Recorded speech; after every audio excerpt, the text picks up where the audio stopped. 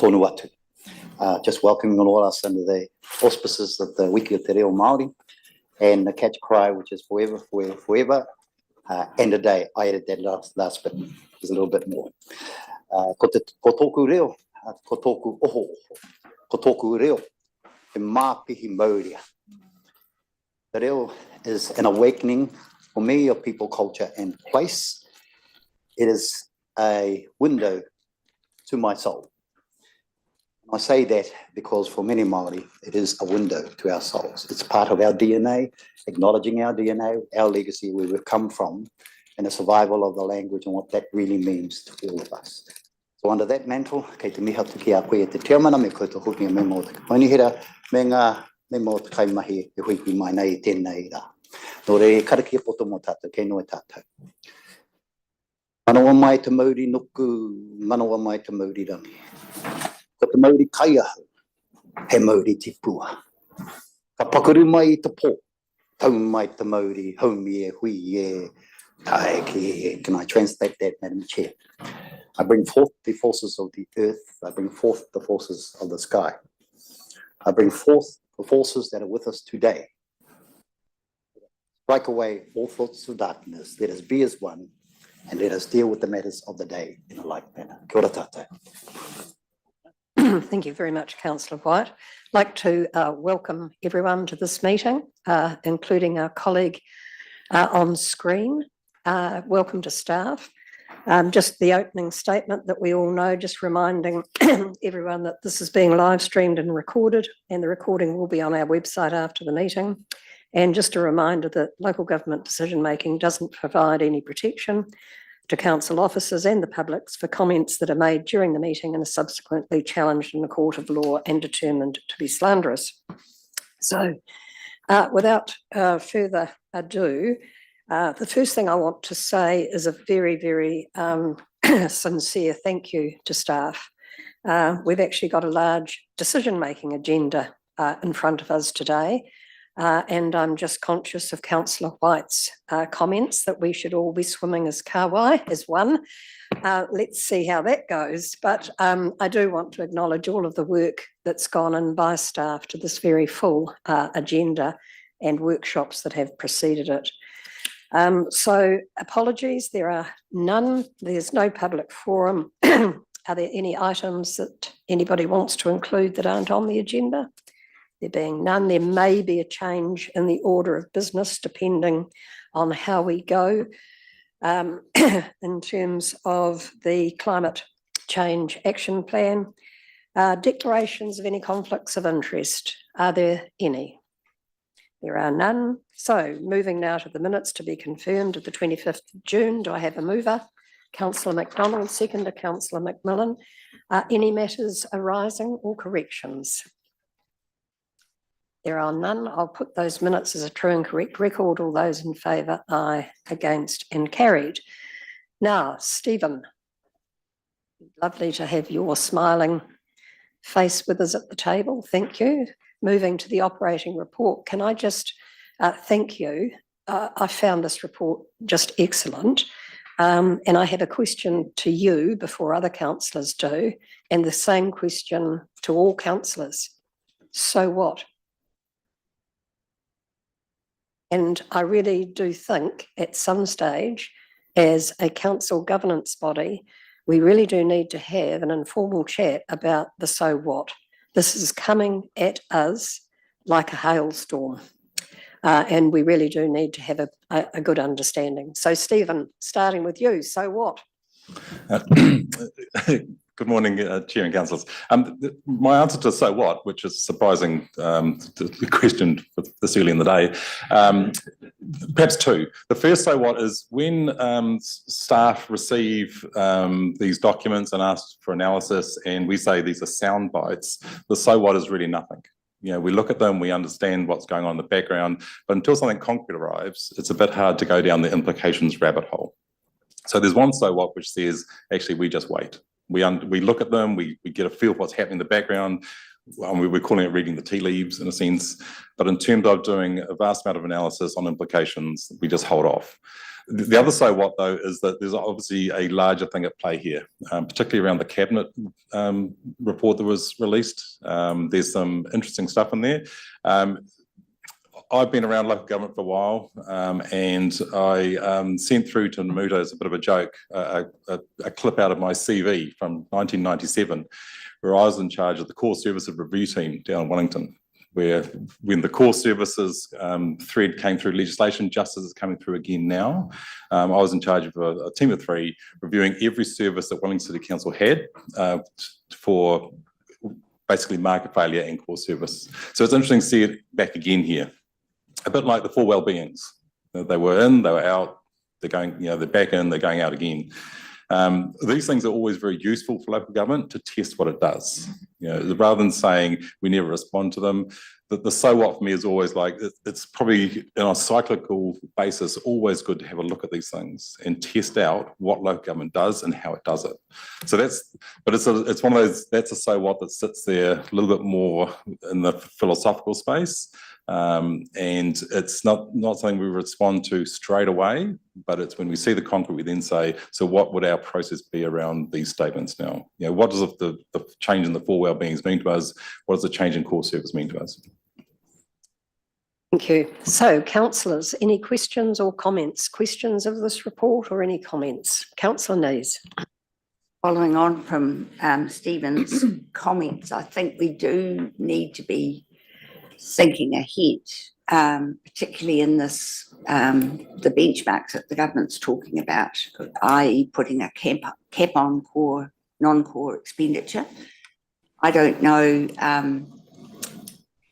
what that might mean for us, but I'm worried that some of our activities may be, which we've consulted with our community on, may be considered non-core. And I'm thinking about the supporting of our community groups, for example.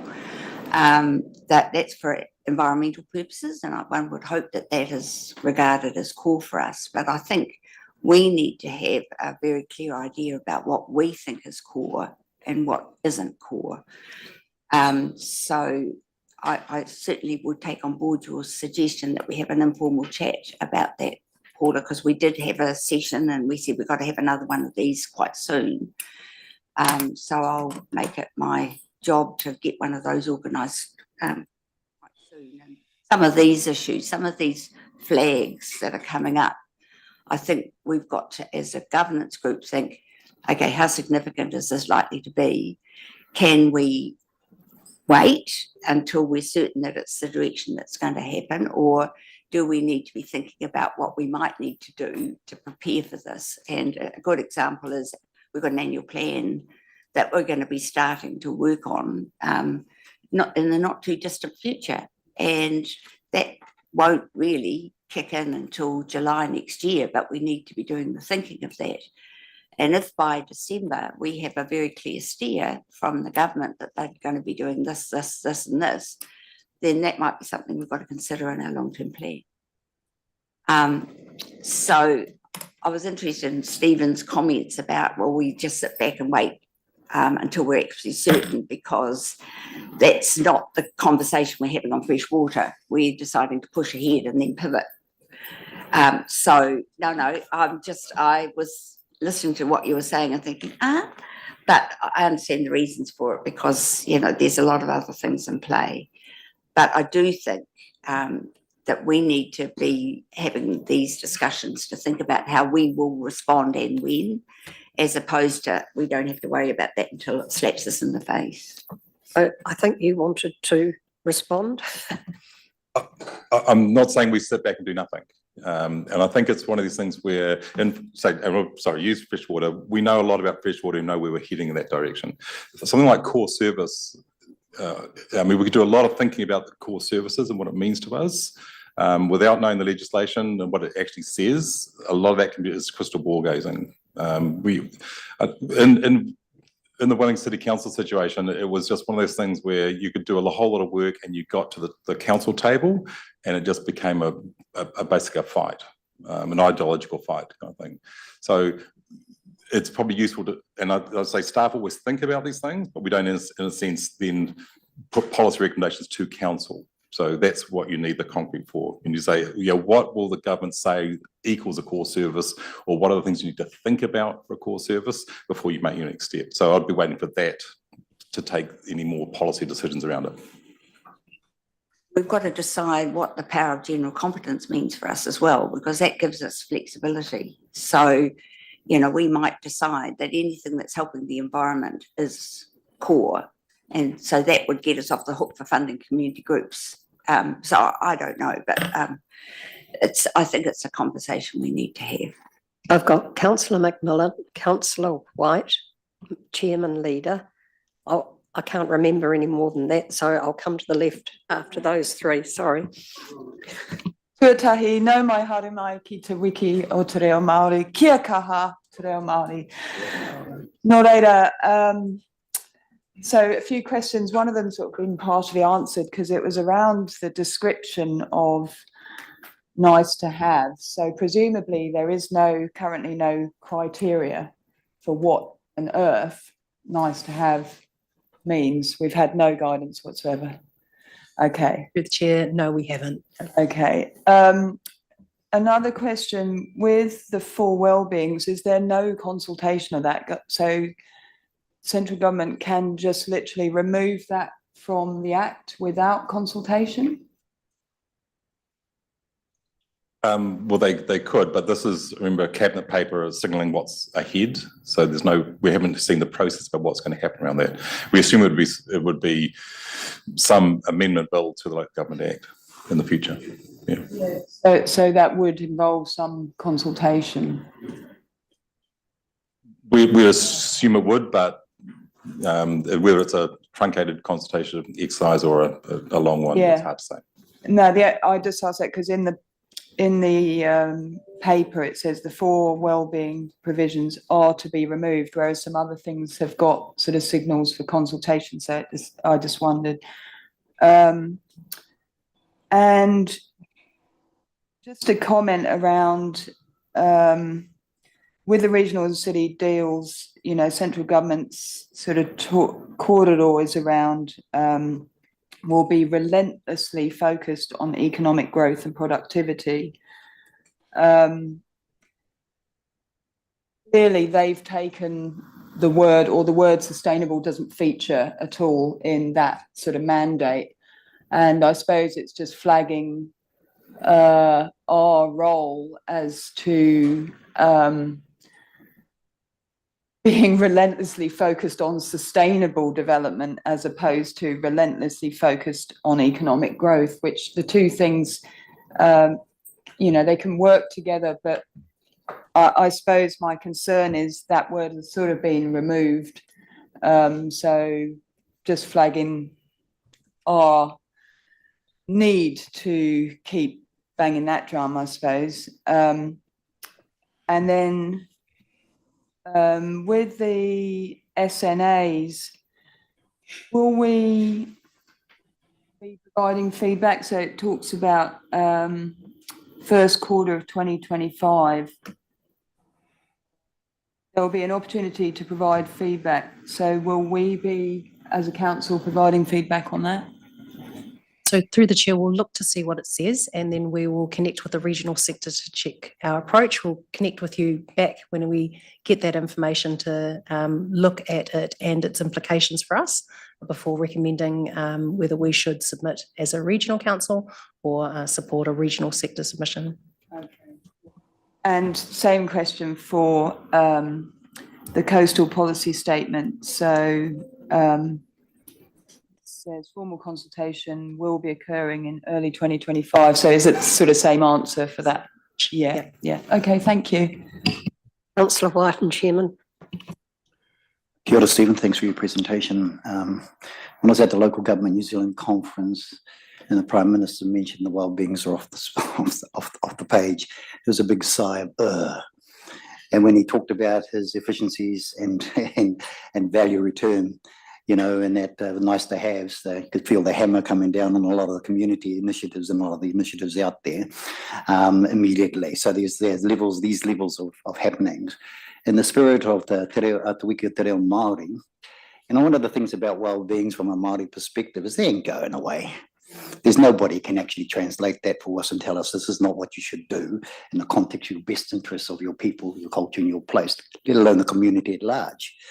I don't see legislation, and I can't see legislation being enacted in this particular space, other than some probably wriggle room to allow for people to actually live their space. So they also say things like, we need to be closer to the ground. Well, that's getting close to the ground, and wellness is fundamentally part of that. So you can't sponge it off the page. So I just wanted to make that comment around the what if and so what. To me, when they make those comments, I go, so what? My people, my culture, my place will not change for that. We're just going to continue to be the people we are. Tikanga is the word in the Wiki o Te Reo Māori. Do the right thing. The right thing is not predicated by somebody sitting in central government telling us this is how your values should live. So that is so what? And that's my comment back to the so what question is, so what? I don't particularly care what they might determine at the central government in that type of space. It ain't going away. We've just got to remember that Stephen authored this. Thank you, Stephen, for opening up the door. He is not necessarily started it, sitting here as the Minister of Local Government. I do have to say, if some of you may recall fondly the orange meeting room in First Ave, where you could write on the walls, and there were often meetings with councillors just to, in a sense, chew the fat over strategic matters kind of thing, and which is, this is the kind of thing which works quite well in that kind of informal sense, to start plotting way forward and just to feel out people's ideas and where things are heading. So this is fine. I've got to say, thank you, Stephen. My name's on it, but I won't. I was going to say other people put this together, but I'll leave that now. No, thank you very much, Matt. It's all in the spirit of good fun. Right, Chairman. Thank you, Chair. A couple of questions and then a comment.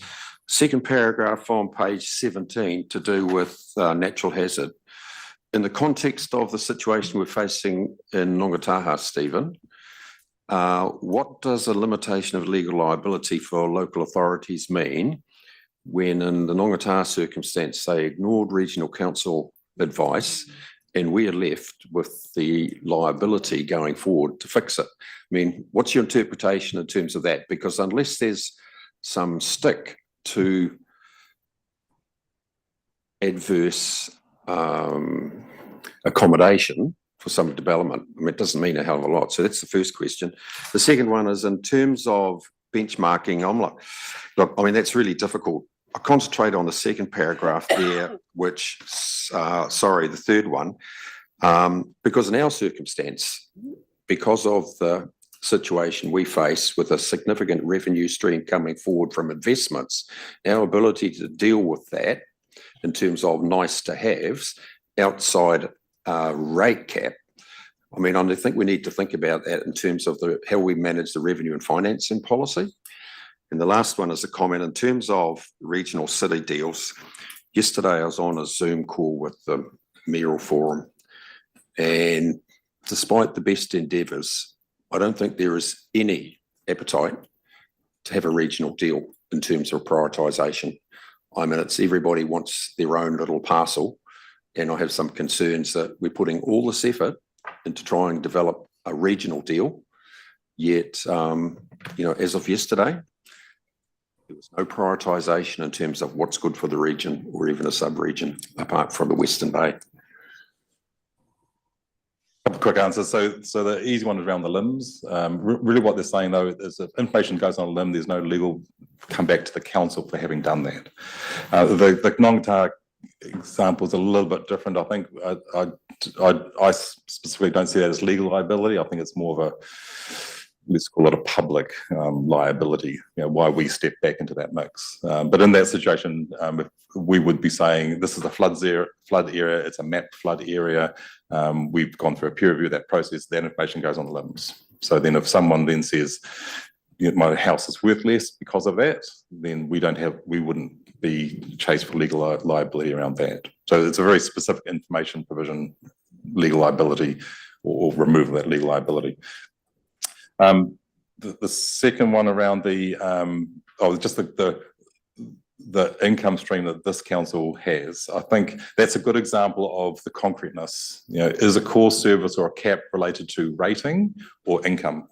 And so until we know that, we couldn't provide advice to you around our position. But you're right, Chairman, around what we then say about our rating policy and our revenue policy becomes quite important. So there's probably work in the future once we know what things start to shape up like around what in a sense the rules are. So I'll now come to this glamorous side of the table, starting with Councillor Von Dardelson. Yeah. Thank you, Madam Chair. The Prime Minister in Wellington was very clear in the direction that the coalition government was heading.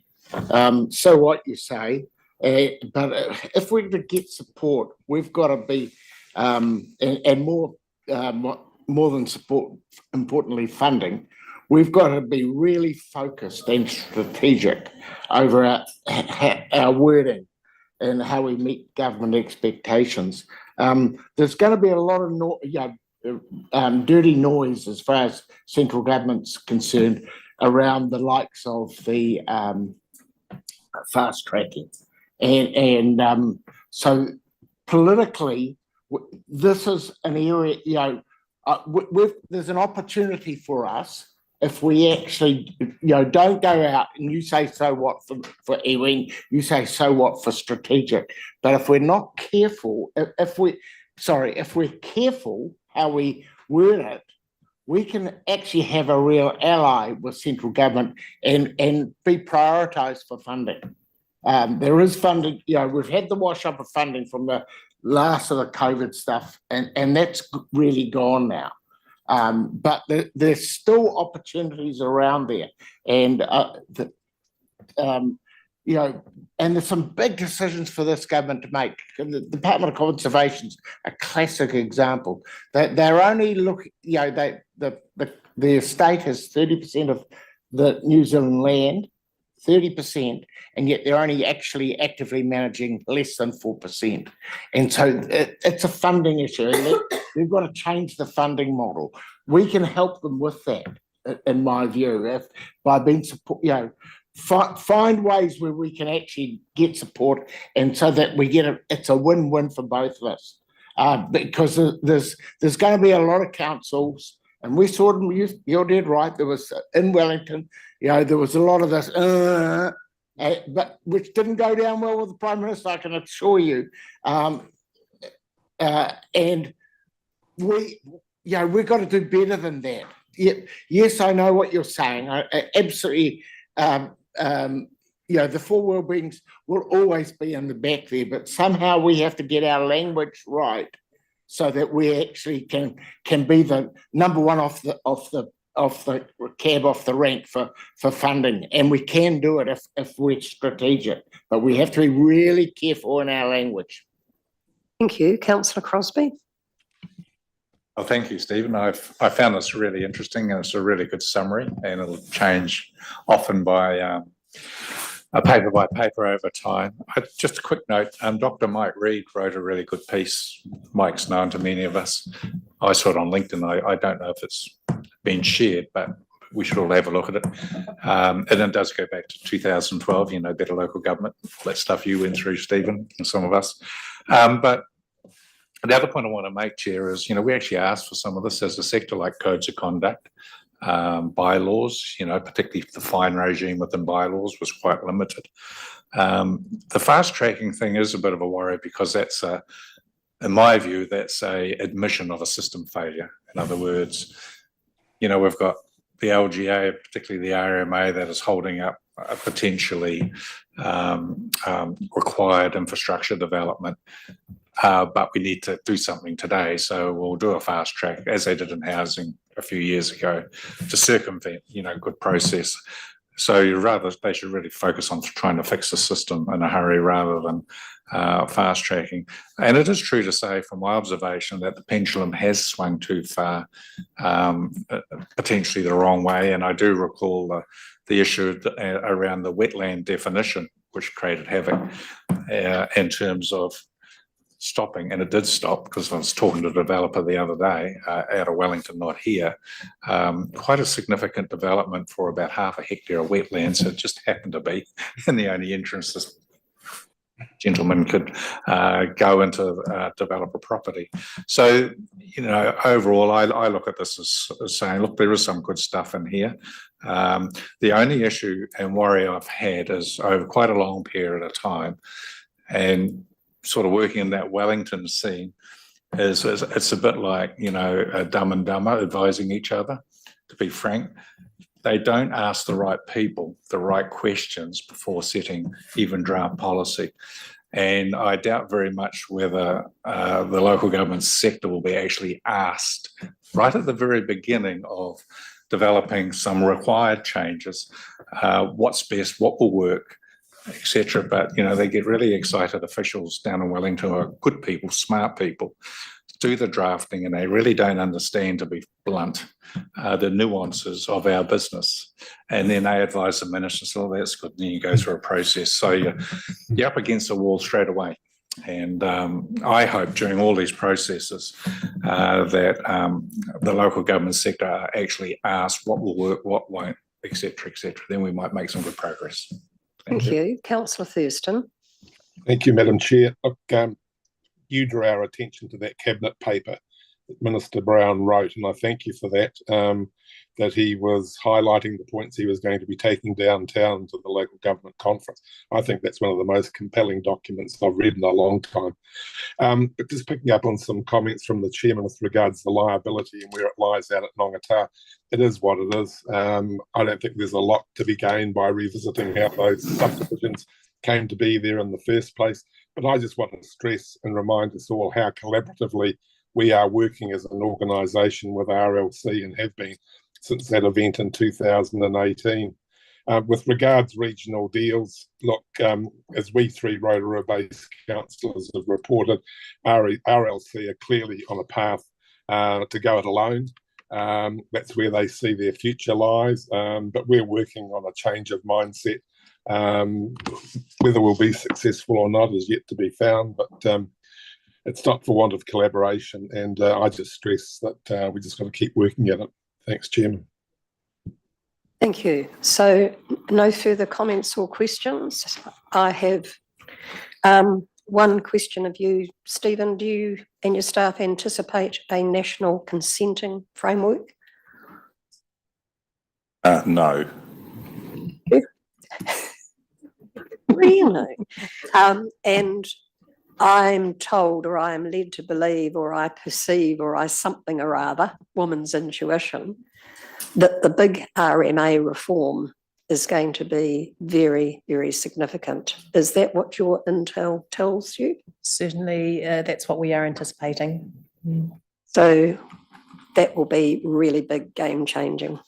Stephen, thank you and your team for an excellent report. That was just a warm up for the next couple of items that you're going to get grilled on. So without further ado, I'll move receipt of that report. Seconded, Councillor White. All those in favour, aye, against and carried. And now, fresh water again. Tēnā koutou councillors, page 21 of your agendas, and we will invite the broader team up to the table. Please come join us, Kataraina and Chris. Of course, you know the team, Stephen, Nikki, Ella, Rob, Kataraina and Chris will come up to the table as well. So this is our big ticket item for the day. Of all of the decisions that you have in front of you, this is a critical one and the big one for your agenda today. So just a reminder that we're coming back to you following on from our workshop earlier in August. So we are seeking to confirm your direction in relation to next steps for fresh water. So we've got a presentation and we'll just run through that. While the presentation is up, I'll just quickly give an overview of what we'll be covering off. I don't have a clicker, but we'll be covering off just reminding you about the why, reminding you about the process that we have run to date, giving you an overview of those options that you've got in the paper, as well as some highlights in the engagement space. There are two key changes since your workshop in August. which we'll talk through, which is building on the engagement space and following the direction that you've given us, as well as looking at being more flexible with one of our options. So just in terms of the why, so your call, I said that this is going to be your key decision today, and this is why. So I'm going to hand over to Ella, because I know that you've heard a lot from the policy teams over successive workshops, but I just wanted to give you some examples of on the ground why this is important and why this is needed now. So we'll start with you, Ella. Thank you. So we can see in the consents team some significant advantages of working under a newer plan, so proceeding with the plan change sooner rather than later. We've got some really quite old plans in place at the moment, and there's some difficulties in working with them that prevent really efficient processing at times.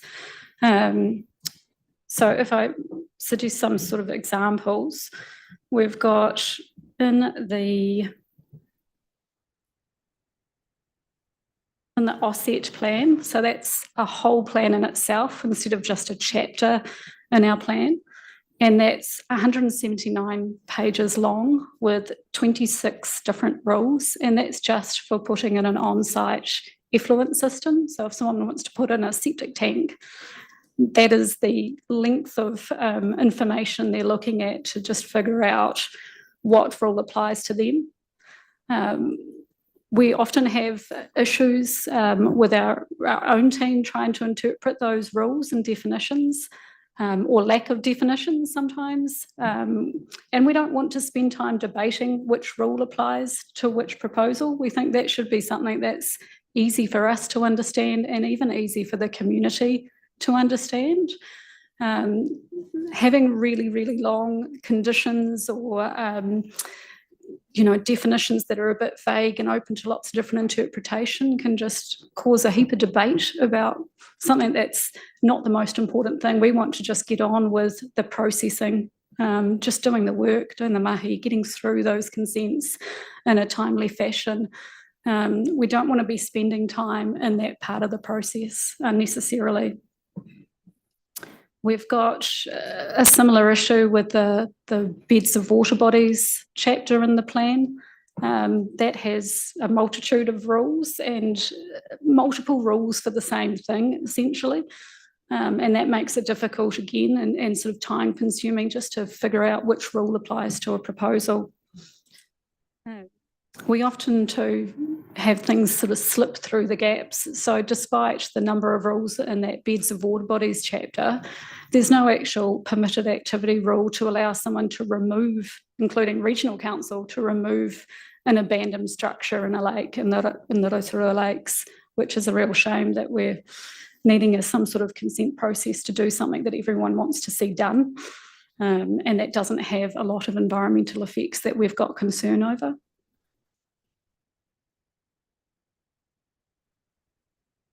When I worked as a consultant, it was clear that real uncertainty in the planning framework and the future planning framework can create a bit of hesitancy in development.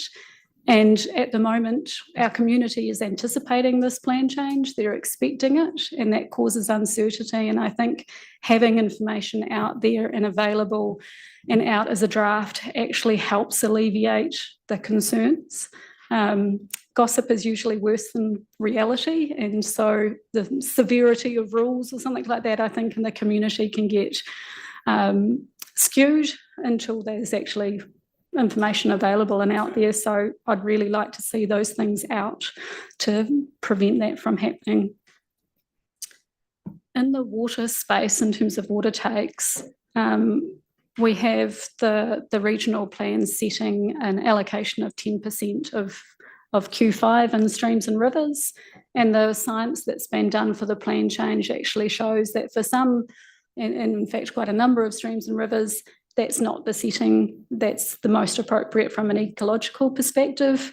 When they look at the site-specific things around our rivers, and we do have some quite different things. We've got some rivers that are really spring-fed and some that are not, and so they they behave differently, and they have different habitat types, different fish, and so having something that's actually set to what they are will help the community, will help water users. In some cases, that will mean that more water is available. So we're quite keen to see those things be implemented. And in terms of groundwater, we're currently relying on an older report and some pretty vague, there's no limits as such in our plan currently for groundwater. It's just allocate at a sustainable yield. We'd like to see the information that's been compiled and the research undertaken for the plan change to be implemented. And we really want to see that implemented through the plan change. We don't want the community's faith in us and our processes to be undermined by that coming through consents well in advance of the plan change. We want to see that happen soon, and that means that in some areas there's more water available that has actually been affecting people's development plans. So we're very keen to see that happen, but the science is just one part. We need the cultural and the community values included in that, and that's only going to happen through that plan change process. We've got an extra 600-ish water takes expiring in 2026, which are pre-RMA consents. So they've got really old conditions of consent. They're certainly not within what we do now. They may be holding up a whole lot of water that's just paper allocation. We'd really like to have the plan change progressed a bit in order to be able to consider those when they come in for replacement consents in 2026 under the new rules. You can see that's quite a significant number of consents. We often, in a whole year, process around about 600 consents. So this is on top of the usual. So it's quite significant for us, and to be able to use that more up-to-date information, to be able to use the community and the cultural values in that, that's going to make everything work a lot better for us and the community and those water users.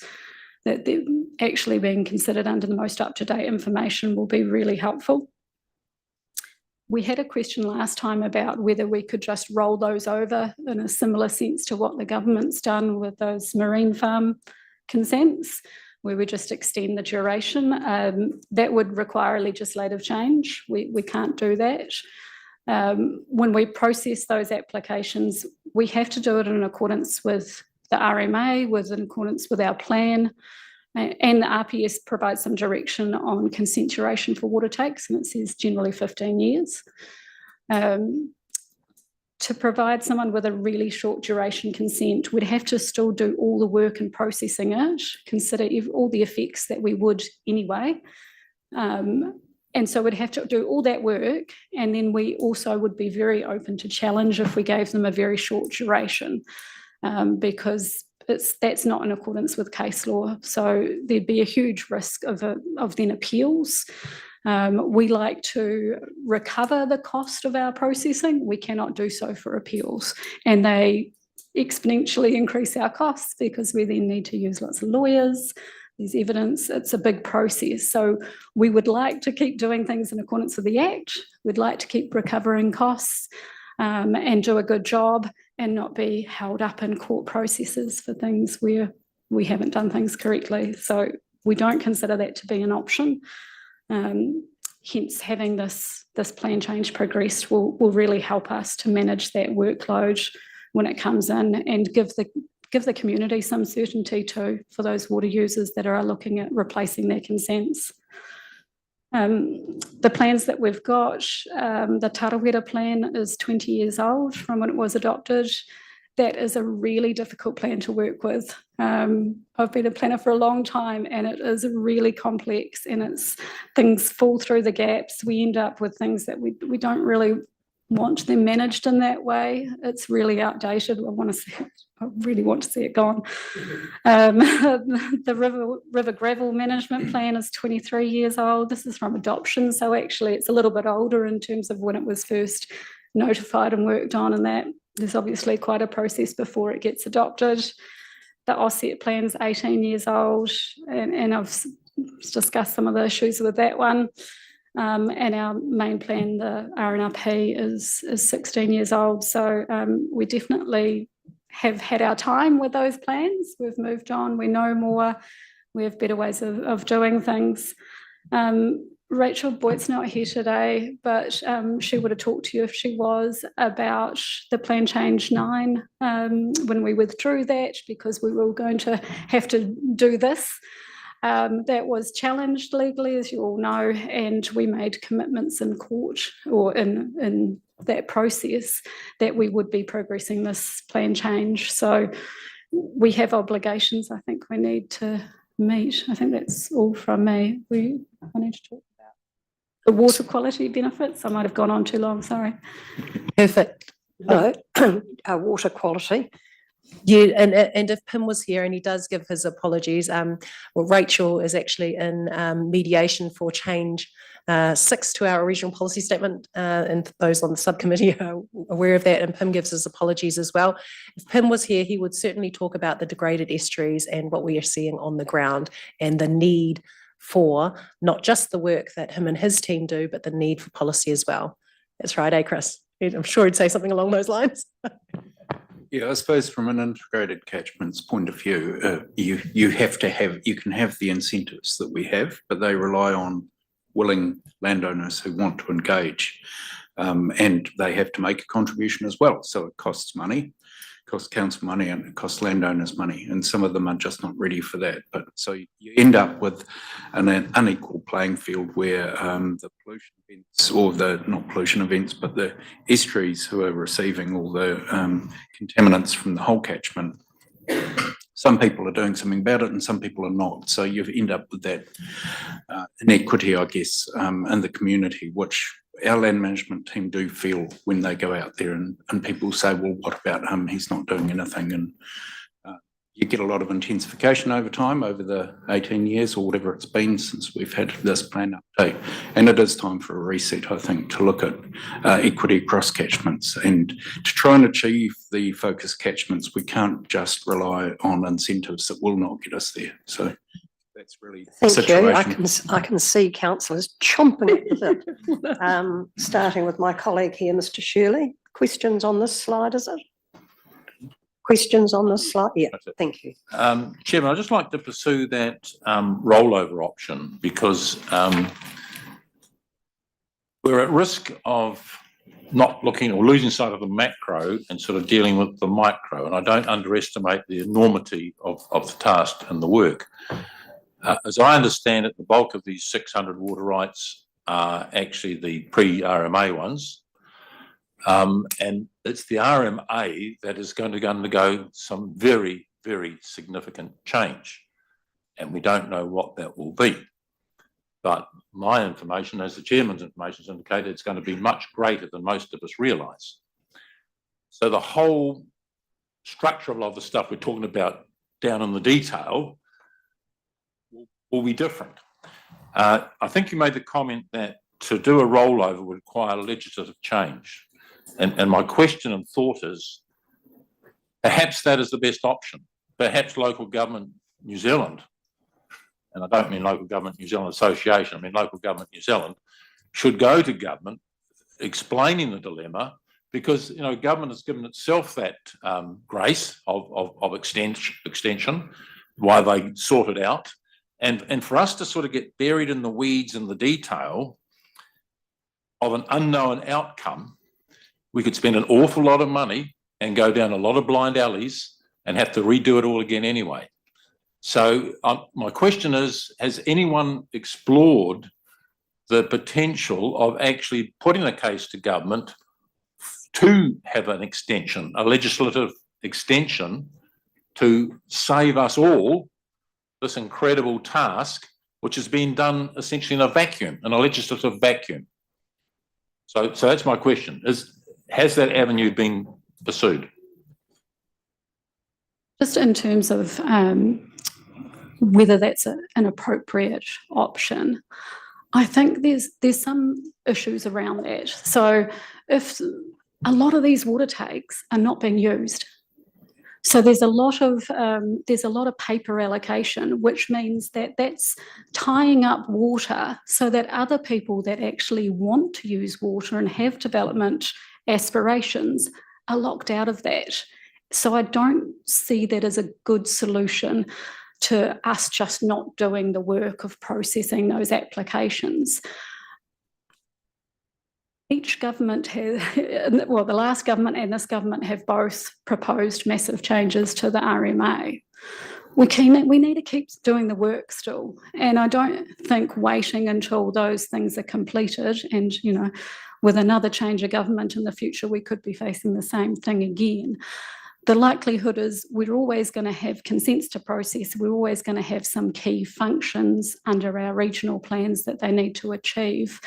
And despite all of what I hear about the National Policy Statement for freshwater changing, and this government's changing sort of focus perhaps away from environmental towards more development and farming, I don't think it's going to change the core of what we need to address through our plan change.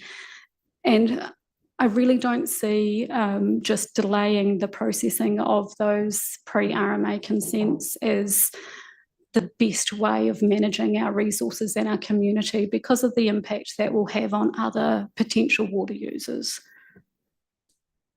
That didn't answer the question. The question one is, anyone explored that option? Yes, staff might not like it and others might not like it, but have we explored that option? Through the chair, no, that option has not been explored. Okay, the batting order is Councillor McDonald, Councillor Von Dardelsson, Councillor Winters and Councillor Nees. I guess my question is, why are the plans so old? Why haven't we been through a review process of these plans? Have we dropped the ball in the past to find ourselves in this position now? I'm just kind of flabbergasted when you mentioned the age. Where the heck was the review process of these policies? So perhaps I can help with that. And if we just click on to the next slide.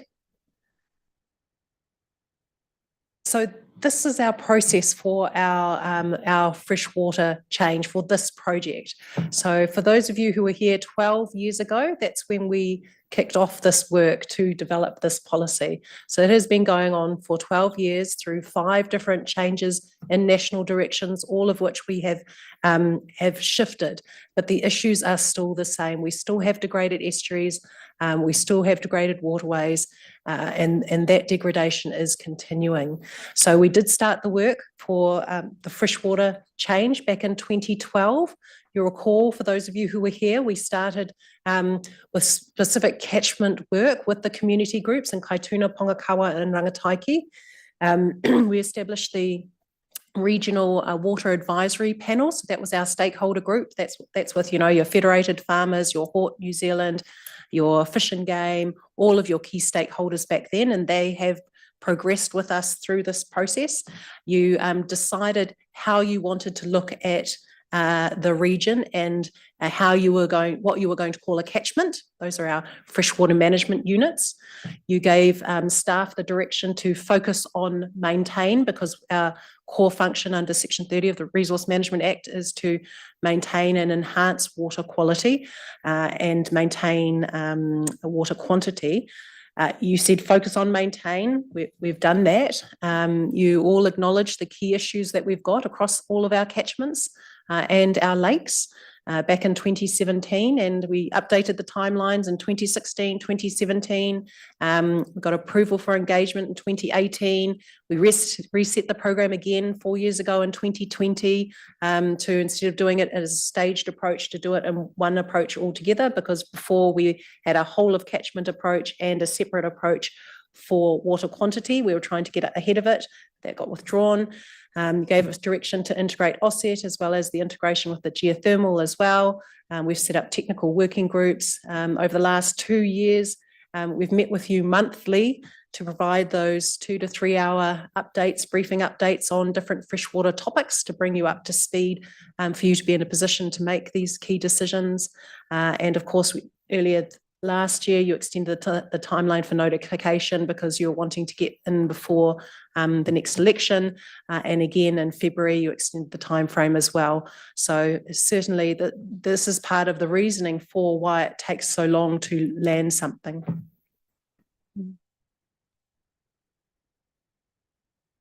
So it's our process, and we could be the problem around this table. Because that is a long process. And, you know, and I guess it goes back to what Stuart was saying about what we're now being confronted with fast tracking. You know, to some degree, you could understand why the government is stepping in if it's taking us 12 years to get to a process to enable us to do a plan change and I'm not criticizing what has to be done, but it's almost hideous if the process is taking us that long to get to a plan that's required. And maybe that, you know, that kind of adds to why the government is making the call on the fast tracking. Well, I just want to leave it there. Councillor Von Dalen. Yeah, thank you. So Jane and I think are the only ones who were here when we did the last RPS, and were you there? Eh? No, Rowan Bennett, when we did it back in, anyway, it doesn't matter, around 27 or whatever it was. I'm just going on my memory. So it's a big process, and what I want to know is, I mean, I seem to remember that was going to cost us several $1 million to get that through, and it did. And then we look at Waikato and Horizons, which were in the tens to $20 million range. You know, those two councils had huge cost. So to say that we started in 2012 this process, yes, we always have to tweak processes, and you can make reviews and things. But what we're looking for here is a total rewrite of the thing, and that might be absolutely timely. But I want to know how much we've spent in this process, if you're saying that, you know, and what's the likely end cost going to be. My issue is around water quality and water quantity, and we were told earlier this year that we had to proceed with this at pace, because if we don't, then our research would be out of date.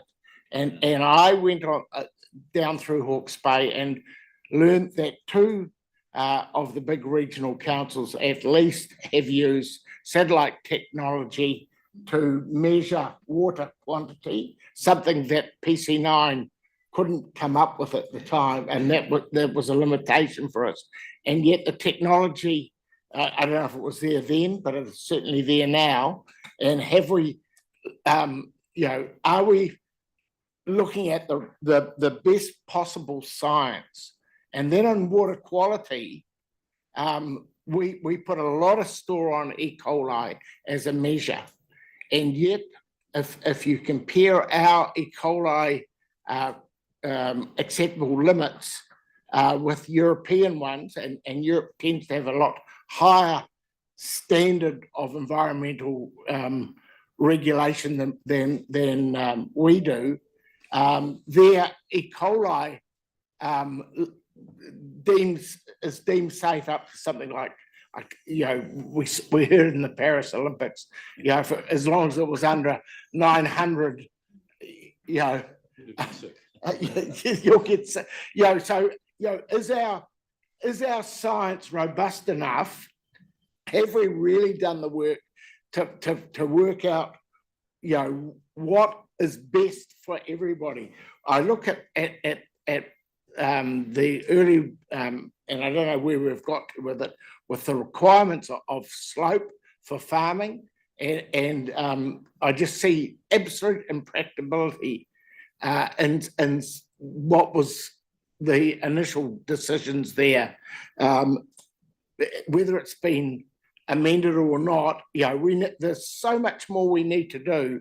And I think it is just crazy to rush this when we know the legislation's coming, because you say, well, we can't wait, but actually we can wait, and we can find mechanisms to make sure consents can roll, so that we're not doing them twice, which is effectively what is likely to have to happen if we, because we'd have to have our consents short enough to take into account legislative change. I just think it's problematic for us all round.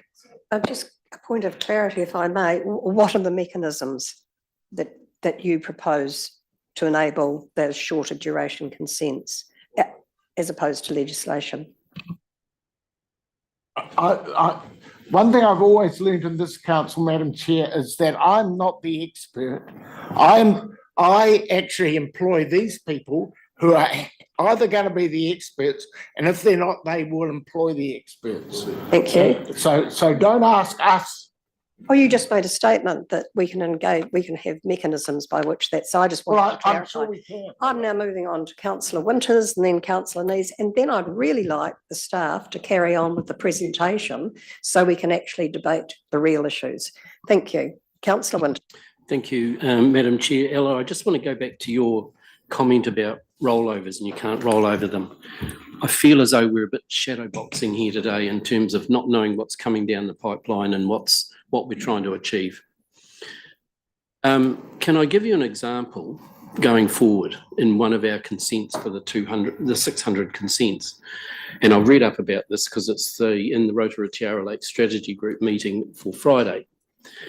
And our friends in Rotorua, their wastewater treatment plant discharge is coming up for renewal in October 2026. And we've been in this place for a long time because it was rolled over in 2021 for a 5-year consent to discharge into Waka Forest. They're looking at options. I know darn well that they're looking at options, but there's no way in hell they will have a design consented another system in place in 2 years' time to discharge 20 million litres, up to 40 million litres. No, is it 20? Yeah, it is. Of treated effluent per day. And yes, they're building a $60 million wastewater treatment plant that'll be on stream by then. But we've still got a problem of discharging this amount of water. So it looks as though we're going to have to roll over that consent because there's no way that they can design, build and another system. So I'd like your comment on that, please. In terms of the municipal wastewater consents, there is actually a big change coming to that's been signalled by the government. So Taumata Arawai have been working on discharge standards for municipal wastewater. We are yet to hear what the mechanism will be in terms of the RMA, but I am expecting that there is going to be something there that will actually, I'm hoping to find out in the next 2 months, say, as to what they're going to do there, whether there will be an NES, which may make them a controlled activity or something else, so that there'll actually be something entirely different for those wastewater municipal consents. I don't think they're going to be in the position of a rollover consent for that. I think there's going to be something else entirely for them. Oh, that's news. Councillor Nees. I just want to signal I'm most likely to agree with the staff recommendation, but I still believe that we owe it to our community to ask the hard questions and to test your logic. So just picking up on Matty Moana's point about why are we in this situation and how come it's taken so long, and what haven't we done as a responsible council to get us to this point? Well, I've been on that journey and it's been a difficult journey because I've been part of revising an OSET plan that came through, and it was incredibly detailed and it was recommended by staff, and we accepted it that this was best practice in good faith. I was a part of the Plan Change 9 process, which we ended up withdrawing because the government changed the national policy statement for fresh water. And I'm part of this process, and I am really, really worried we're going to be doing the same thing again. We'll get, in good faith, we'll go as far as we can down the process, and the government will come out with a new RMA or a completely different MPS freshwater, and we'll have to have another false start. So that's why I feel duty bound to ask the hard questions. Are we making the right decision now? And a couple of thoughts that I had is just picking up on those metropolitan water consents. We've got a number across the region that have expired, and we're just ignoring it. We're just sitting back and waiting for them to pull their finger out, or for us to, the rules to change. And I have to ask myself then, how different are all these 600 water consents, freshwater water consents, that you say many of them aren't being used? So I think we've got to test some of the statements that staff are making. And I pick up on Ken's point.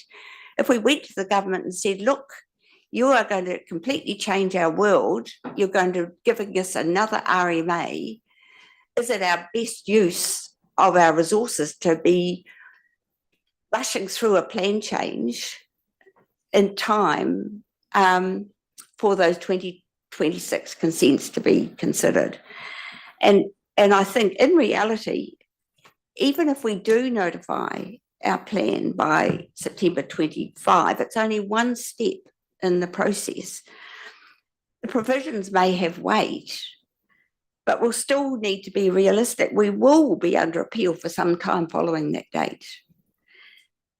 And we'll be under the shadow of multiple changes in government policy. And I'm talking about the 14 newer adjusted national policy instruments and a revised RMA that we'll have a pretty good idea about what the shape is by then. So I just want to make sure that we're not just spinning our wheels, churning our policy again and again and again, and we're going to end up in exactly the same position that we did for Plan Change 9, where we had to withdraw it because it was superseded by new legislation and direction from government. Can you pause for breath a minute, Jane, just on that point? Because you're asking the question, a very pointed and a very good question. Are we actually wasting resource by looking at option 1A? Are we likely to or not? No, we're actually maximising the benefit of the investment that you've put into this project to date.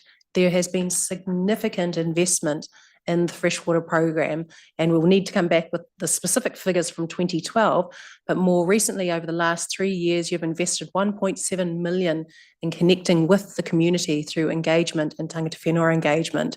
And certainly we've got lots of information and statistics about the number of people that we've connected with, 530, our advertisements connected with 6.2 million times. We've had social media hits and interests 292,000 times. That rural mail out we did last year, 17,000. There were 403 people that watched the video. So this just gives you an idea of the scale of the investment that you've given to the community engagement side. You've invested heavily in the science as well. And under your financial implications section on page 28, you'll see that's 2.8 million in the last 4 years.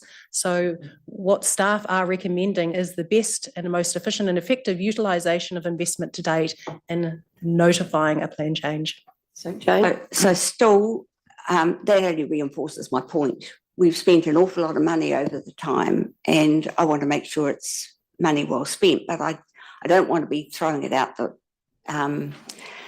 door when government comes in with completely new policy. And my last question is around the timing of the hearings process. We're still in an environment where we have freshwater panels to hear. It's not us that's going to be hearing our plan change and the appeals. We've got a freshwater panel system that's still in place, and we've got a whole range or large number of councils that are going to be lining up to try and deliver up their plans and for hearings by the freshwater panels.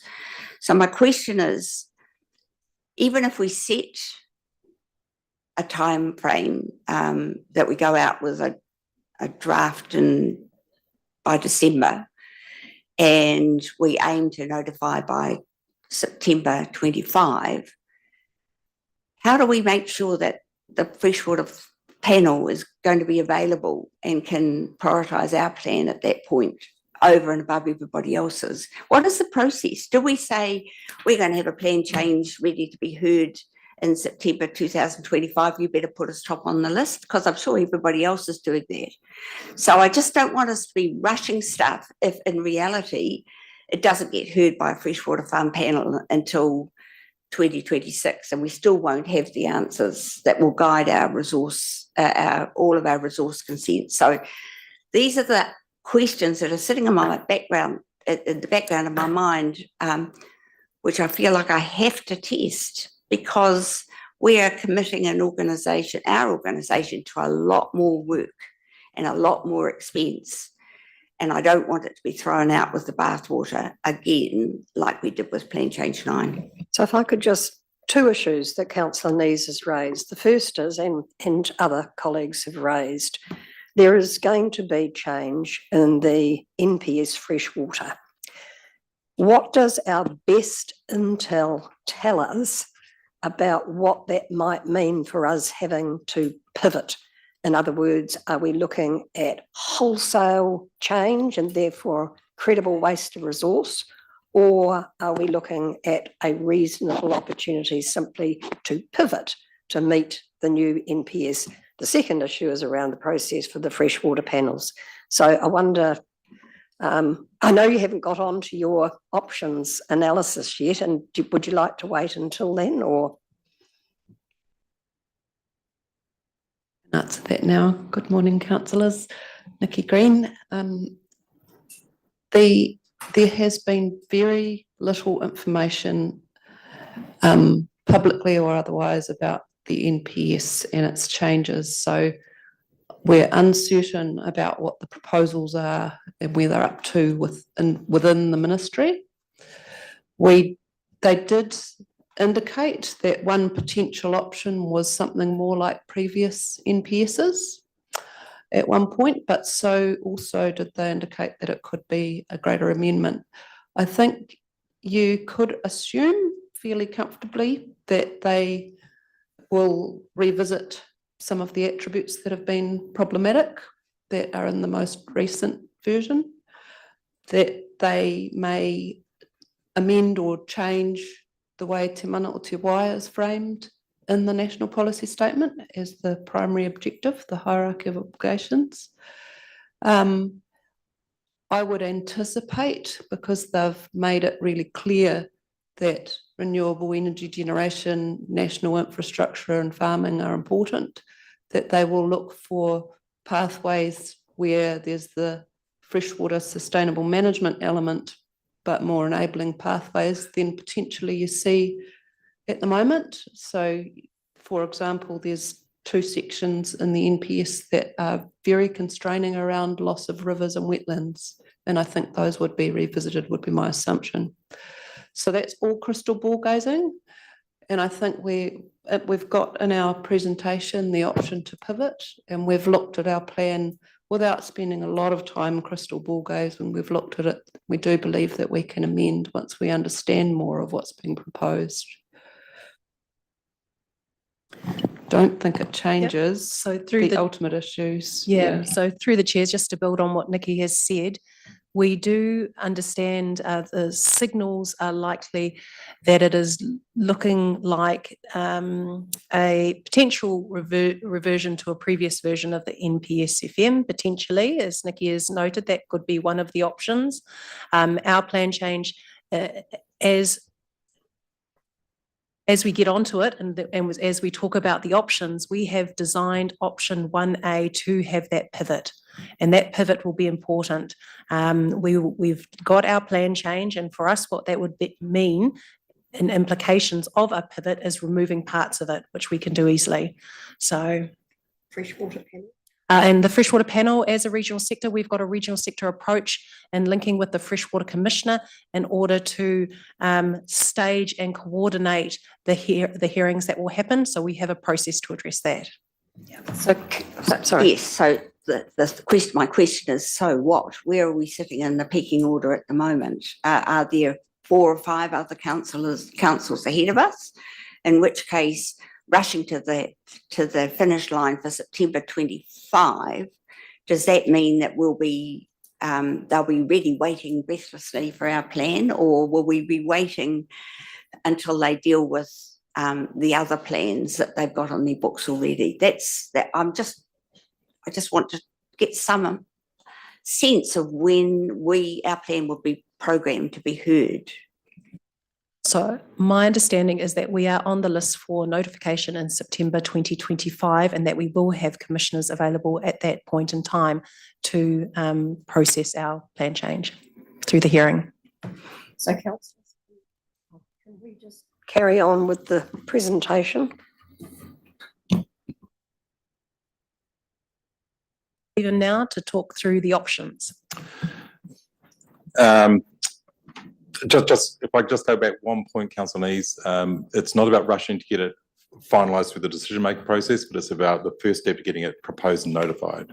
That then allows the consents team to start pulling that into its policy decision. So that's the key thing. Even a draft is kind of a signal, but a proposed is, let's call it, policy, but still in waiting. Except my point was that if we know by then what the RMA is going to look like and it's significantly different, then the fact that we've got a notified plan isn't going to help.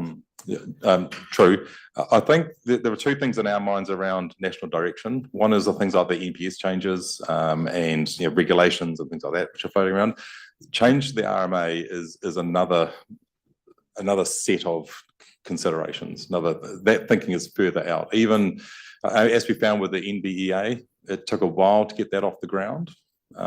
Changing primary legislation is not easy. Any implementation that is years away, in our view. That's not something you can force through a rapid process. So to sort of say we can wait for that national direction, that's a long period. Just one last comment from me, and then I'm going to keep my mouth shut. And that is, I feel very lucky that I'm not going to be sitting around this table after September 2025, because I don't want to be in the position of saying, I told you so. So, continuing the presentation, there are 3 options in the paper. We've discussed these at the workshop. The essential part of option 1 is carving out farming. This is, in a sense, it splits the plan change, which no one likes doing because it starts to run risks. But the first part of it is to say we continue with the majority of the plan, things like water quantity, things like beds of rivers, all those parts of the plan which Alice talked about. And the farming provisions are carved out. They are carved out into a discussion document. So at the point that we go out with a draft in option 1A of the plan, we're also going out with a discussion document to talk farming with the community and the particular engagement around the farming sector. That option allows farming to catch up with the rest of the plan potentially. That remains a decision of council. So in September of 2025, the notification of the balance of the plan could include the notification of farming if that was deemed appropriate by this council. Option 1B continues the same theme that the balance of the plan goes out as a draft and is aimed to be notified in 2025, but farming is held back. So until we know more, and sometime in 2025, we would know more about the plans that the government has around the farming sector. That could then be brought into a discussion document or a draft. Essentially, that option means that farming would not catch up with the rest of the plan, and we would be notifying a plan without farming, a plan around farming. Option 2 is effectively deferring the release of the whole plan. So we just pull it all back until, and we've suggested September 2025, we would put out a full draft, which is the balance of the plan plus farming. And so those are the 2, in a sense, main options, carve out or just basically delay everything. And then 1A and 1B is around the track that farming goes down. Questions, Chairman Leader and then Councillor Shirley. Thanks, Stephen. I have a different interpretation. I'd be interested in your response. So when you mean farming, when I read second paragraph 2.3, which is essentially all about diffuse management, it's also about land drainage networks. A significant part of the Bay of Plenty, coastal Bay of Plenty, is about those issues. And I don't think you can separate out farming, because those components are an integral part of the coastal Bay of Plenty farming.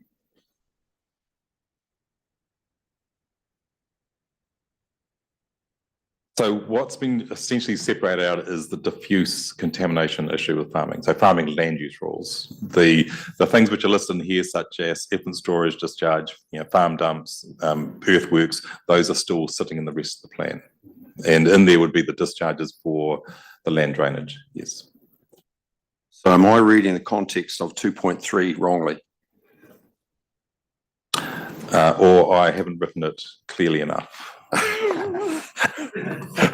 But essentially what we're saying, so the land drainage is a good example. So the way a land drainage scheme is working, the discharge is part of the plan, but the land uses that sit within that, the farming land uses, are carved out. I'm still not clear. Can I just read it? There are other rules which will affect some farming activities that it's anticipated will go ahead with the majority of the plan change. These include effluent storage, farm dumps, land drainage network discharge. So that component will be in the first tranche of the plan change. Correct. That's the point I'm making, is that those components, especially the land drainage network system and the coastal Bay of Plenty, is an integral part of farming land use.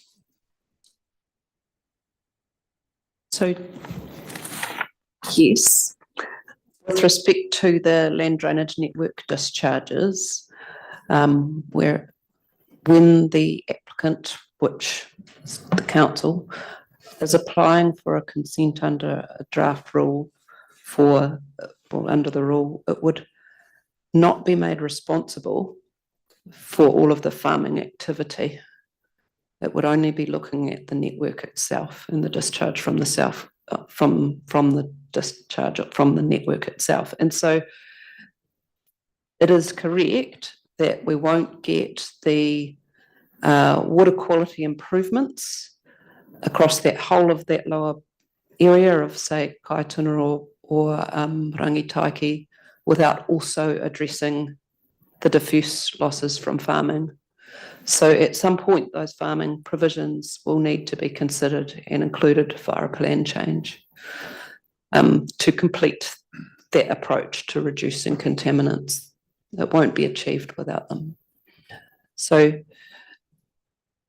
plan can go ahead with those two parts, but you're correct that without the two, you don't have the full set.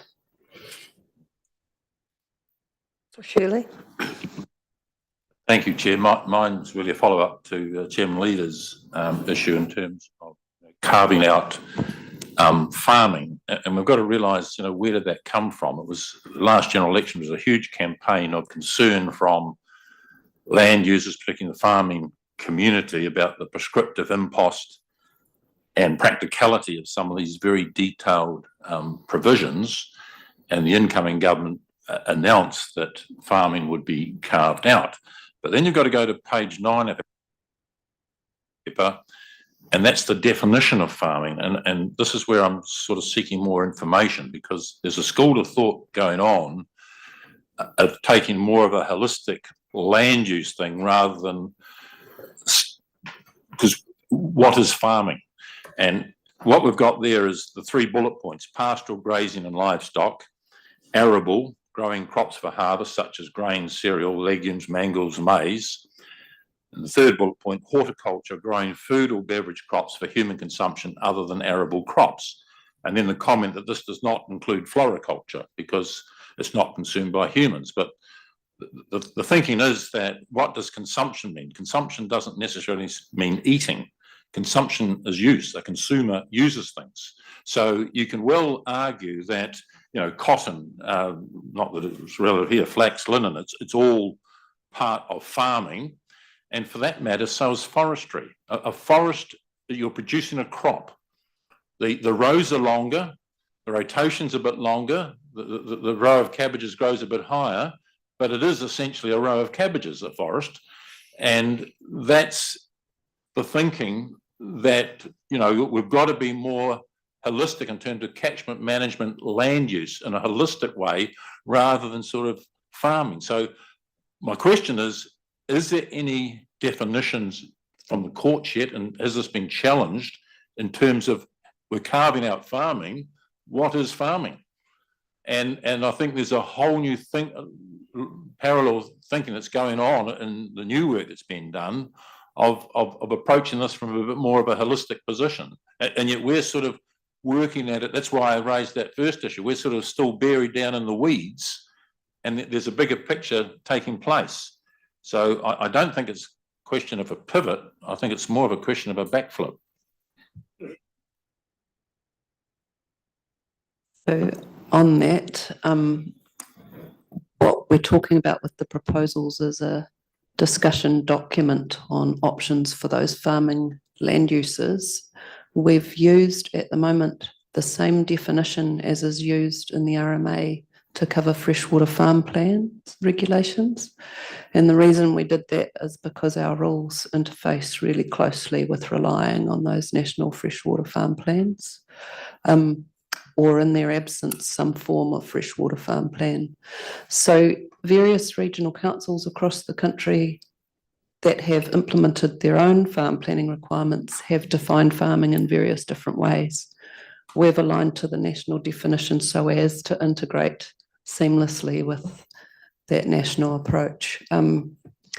But if that's in the draft discussion document, that's open for feedback too. Certainly through the chair as well. Another key change you'll see from the August workshop to this workshop now is the direction that we've had, that there is a desire to have much more discussion on these farming provisions. So you'll see in the recommendations that we have proposed as requested, a specific working group of councillors to work to develop that farm discussion document and engagement process. Stephen, do you want to carry on?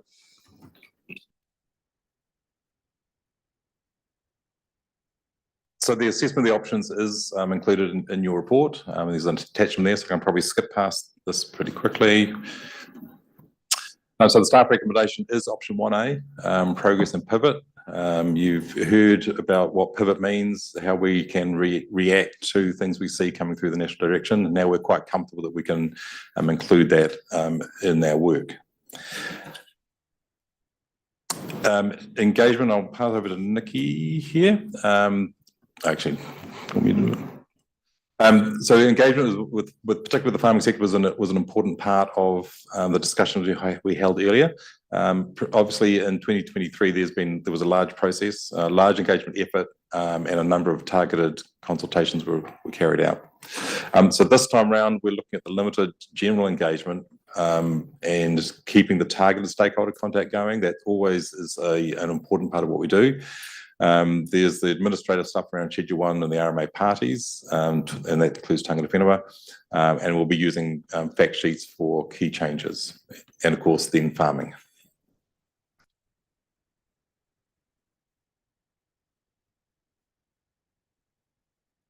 So for the engagement with the farming sector, we have been looking at our key groups we already work with, key contacts and so forth. We've got lists of those.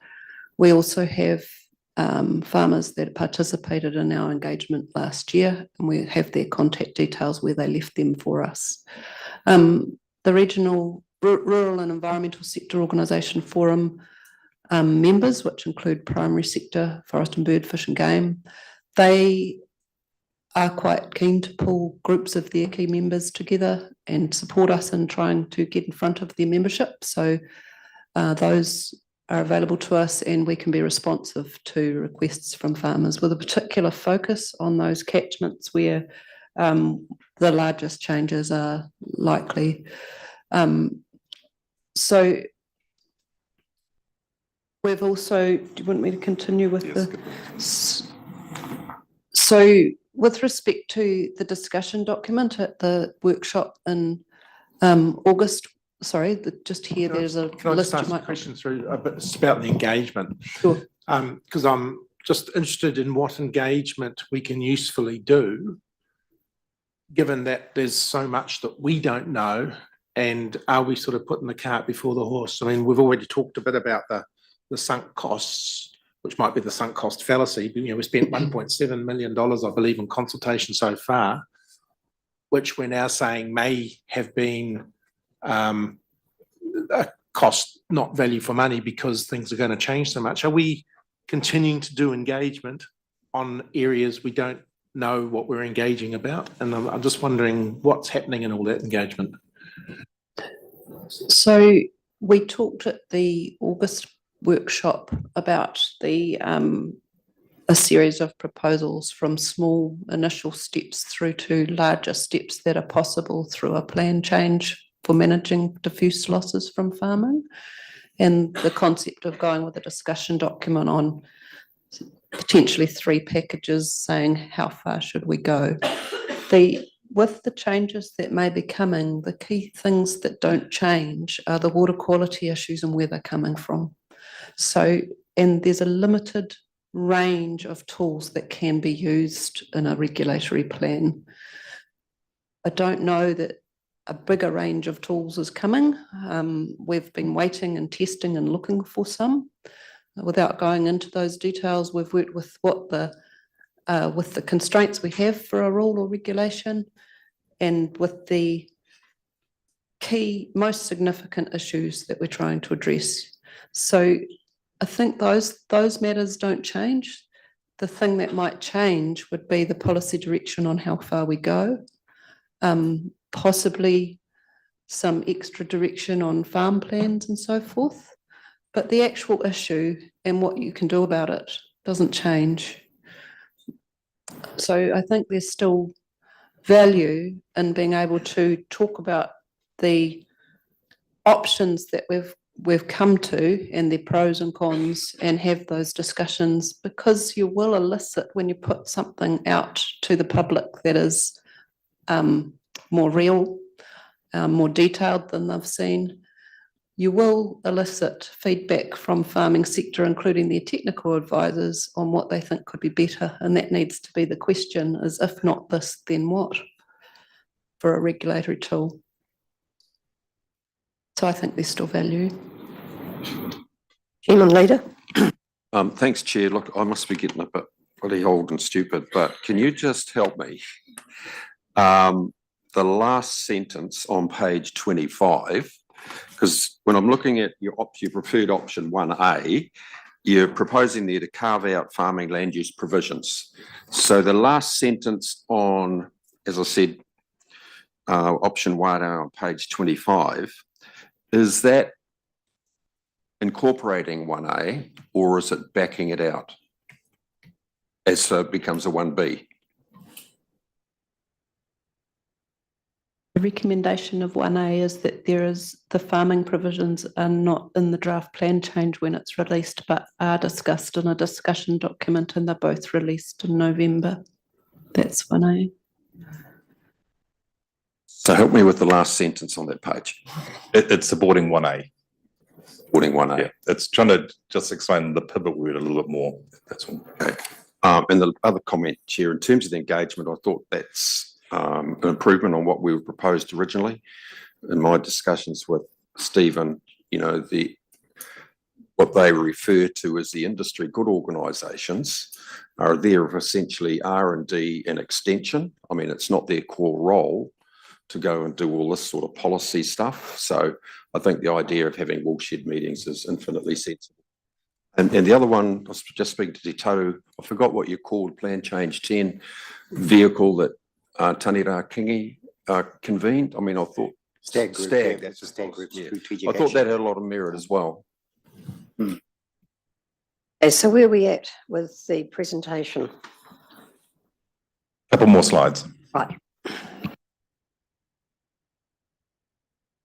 We're up to staff recommendations. So this slide is about the recommendations relating to engagement. There was a previous slide about your recommendations for the options. So there's, in your paper, you have on page 21, you have a series of recommendations, and the recommendation 2 is around which option to choose.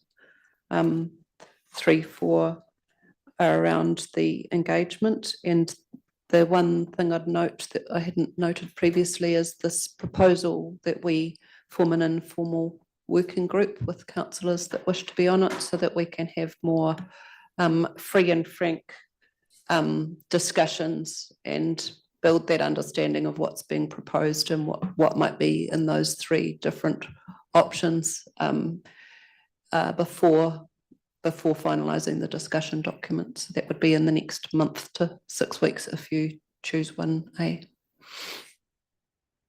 Can I ask that we have reference to the diligent numbers, because they're not the same numbers? Yeah.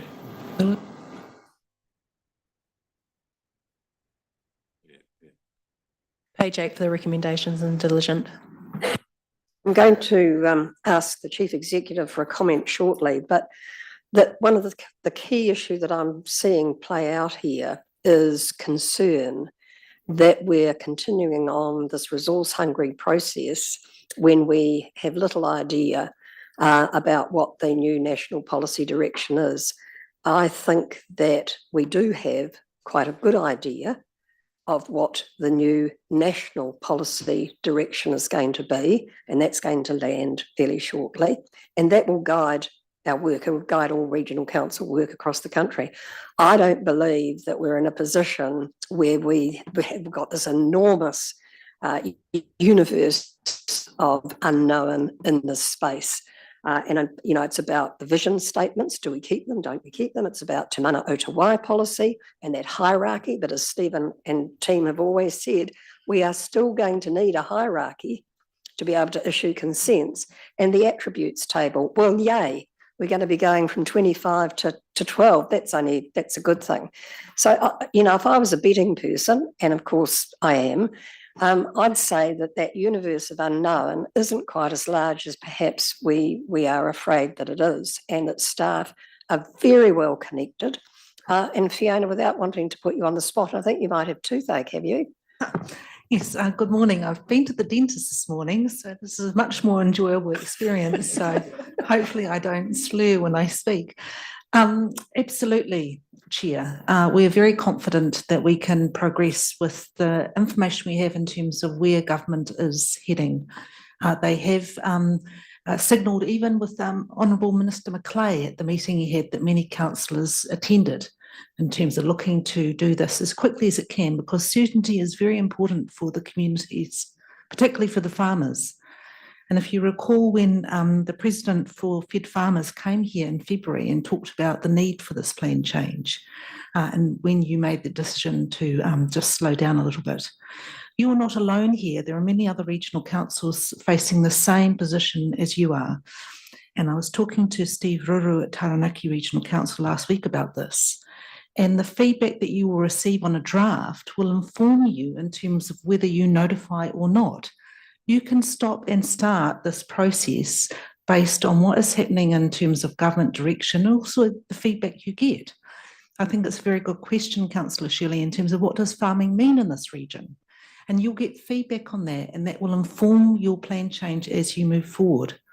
So I think government has given quite a steer in terms of its national policy statement for freshwater management, including to yourselves from Honourable Todd Macleay, and you can adapt and pivot as you go.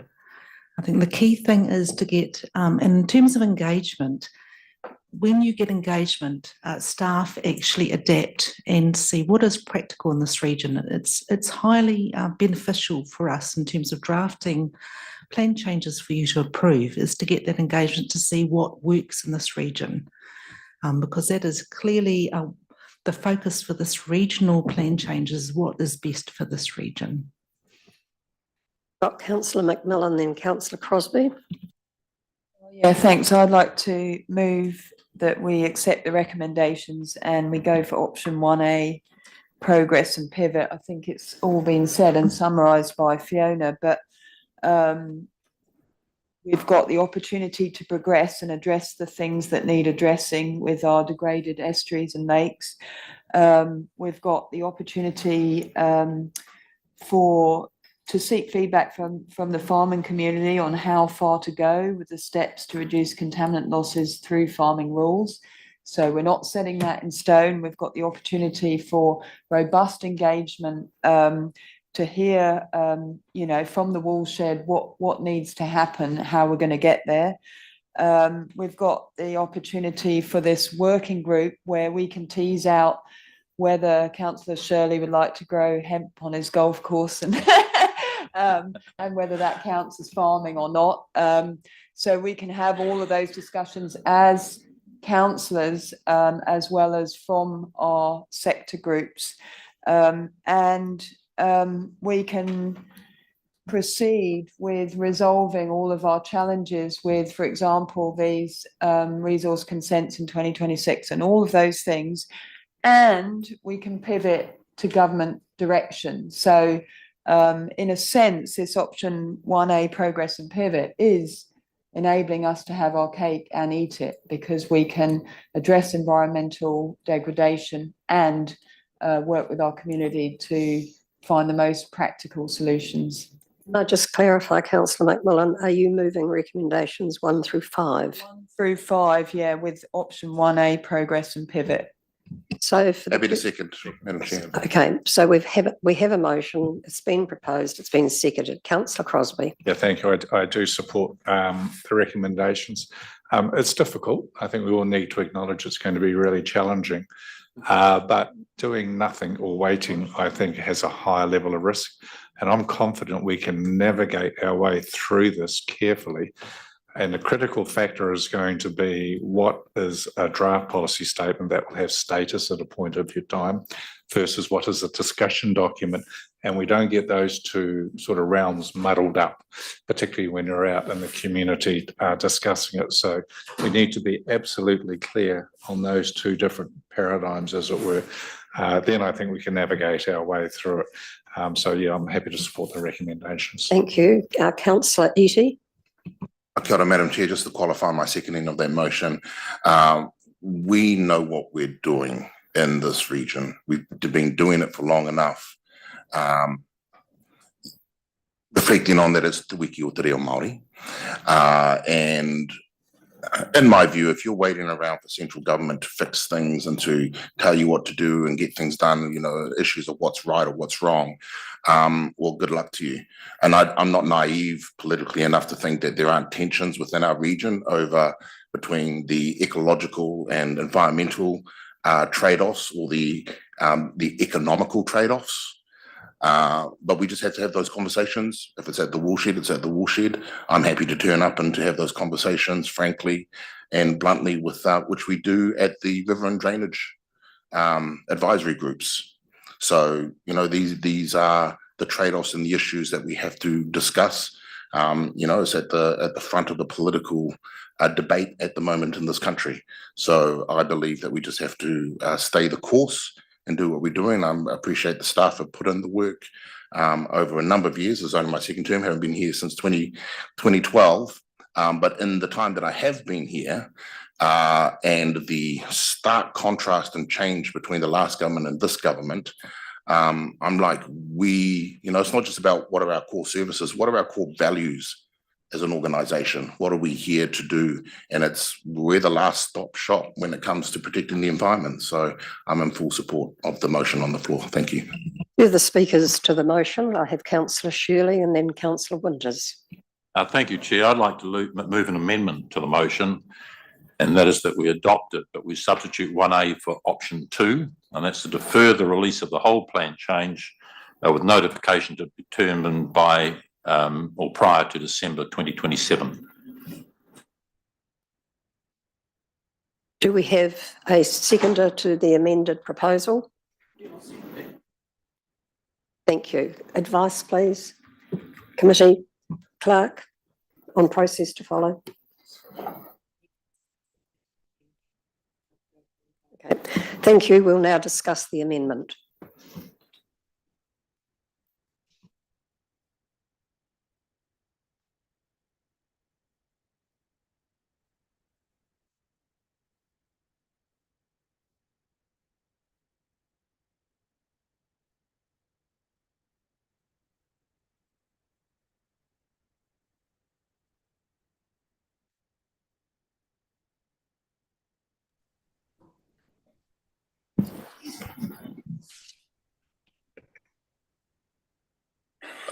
Point of order, Madam Chair, just in terms of process, is councillor Shirley, is that a new motion? And so is he foreshadowing if this motion fails that we would move on to the next motion? Because It's an amendment to the primary motion. which needs to be agreed to by the motioner and the seconder of the primary motion, or? No. No. Okay. So the process that we're going to follow, it's been seconded, so we're now going to discuss the proposed amendment, at which stage that proposed amendment will be put. So that's when okay? So then we revert to the motion that was if it's lost. So anyway, Councillor Scott wanted your wording. Has that been put up somewhere? Are we all clear on what your proposed amendment is? Restated then, Chair, if it's helpful, and that was to, the amendment was to substitute the recommendation to adopt 1A and substitute the option 2 on page 11. And option 2 is to defer the release of the whole plan change. I won't read out it all there, but to also to have the notification to be determined, but not prior to December 2027. Thank you. Everyone clear on what you're discussing? Okay, further discussion on the amendment. Councillor Winters. Back to my original wording earlier in the day, Madam Chair, I feel as though we're shadow boxing. So much uncertainty coming through. Yes, we're wanting to proceed, but I'm mindful of the Rivers and Drainage Advisory Forum. I've been to 2 of them. There's 2 more, one tomorrow and one 2 weeks' time. And Nikki has presented to both of them. There's quite a lot of pushback from our farming community in terms of the rules and regulations coming forward. So until we've got certainty, I think this is the right way to go. Yes, it might be our, we've got 600 consents coming up, but until we have certainty from the Crown in terms of their dealings, yeah, it might be reverting back to 2017 NPSs, then I think we've got to have a look at this. Thank you, Councillor White. Madam Chair, I don't support the recommended change amendment. I'm fixated on progress and pivot as a way forward. When you're in a situation of all these sensitivities going on around you, you either stay the course, stay where we are, and you hold back, as it says in the other suggested in the amendment, or you progress forward. I mean, I have faith in our staff that the recommendation staff have made is based on really strong grounds beyond this table. They brought it to the table for consideration. I appreciate that, but I do believe that progress and pivot is really important for us. We continue to do what we want, where we are. We pivot on circumstances, and we find, I suppose, Councillor Shirley, what winners look like in that particular space. For farmers, for productivity of land, and for environmental cities as we roll. So I'm not in support of the amendment, I have to say. Further discussion on the amendment, councillor Von Dardilson. Yeah, thank you, Madam Chair. I'm a little bit concerned that option 2 goes, that we won't get it through this council, and I want to get something that is agreeable. I think progress and pivot can be still part of 1B. Personally, so that's my preferred choice. I think to bring the farming into the plan change in November, we're talking November, so that we're in September, midway through September now, goes totally contrary to what central government has indicated they're wanting. And as I said before, I think the signal we put is really important. So, I'm a strong supporter of 1B personally, because I think that's pragmatic and we can actually all live with it. Thank you. Further discussion on the proposed amendment, councillor Nees. I'm just looking at the table, the options assessment table, and I'd just like some clarification. So would we still not be able to notify, it may not be notified before 2026, but it may be able to be notified if we go with 2 in 2026? Would that still not be feasible? There's an awful lot of X's in there, and I think we need to take staff analysis into consideration, but I just wanted to test some of those. So when would be if we went with 2, when would be the soonest time you would think that we would be notifying the plan change? So in theory, 2026 is possible, but you will have an election period in there, and then your new council will be forming at the beginning of 2026. And depending on the degree of change of those councillors, there's a lot of work to do to inform them to the same extent that we have you to be across that decision to notify the whole regional plan and the farming provisions included. So we have assumed that isn't likely to happen within 2026. We've assumed that it would be 2027. From the mover of the amendment. Did I hear you mention 2027? Yes, which is.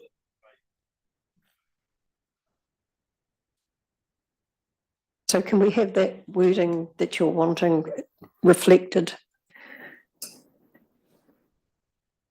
So your proposed amendment, we just need to get the wording absolutely clear, because I did hear you say 2027. That was prior to 2027, I think.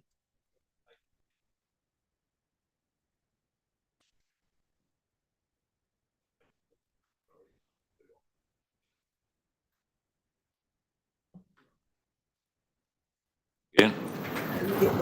Page 11.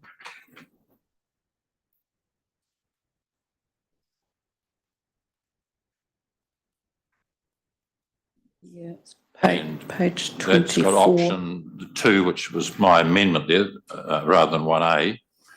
And then in the right-hand column where it's to be, that's the notification, it's under the column of notification to be determined, but prior to December 2027. You had the option of either September 25 or September 27. And you may recall originally I voted for that unsuccessfully. Thank you for the clarification. So further discussion on the amended motion. There being no further discussion on the amendment, I'm now going to put the amendment. All those in favour, aye. Aye. Against? No. I'll call for a division, please. Division is called. Please, those voting in favour of the amendment.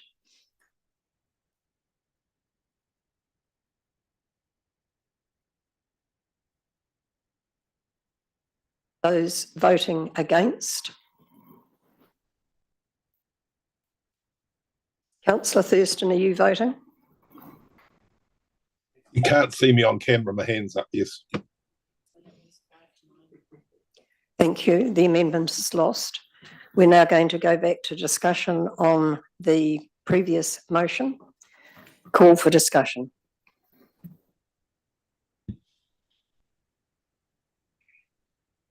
Councillor Nees.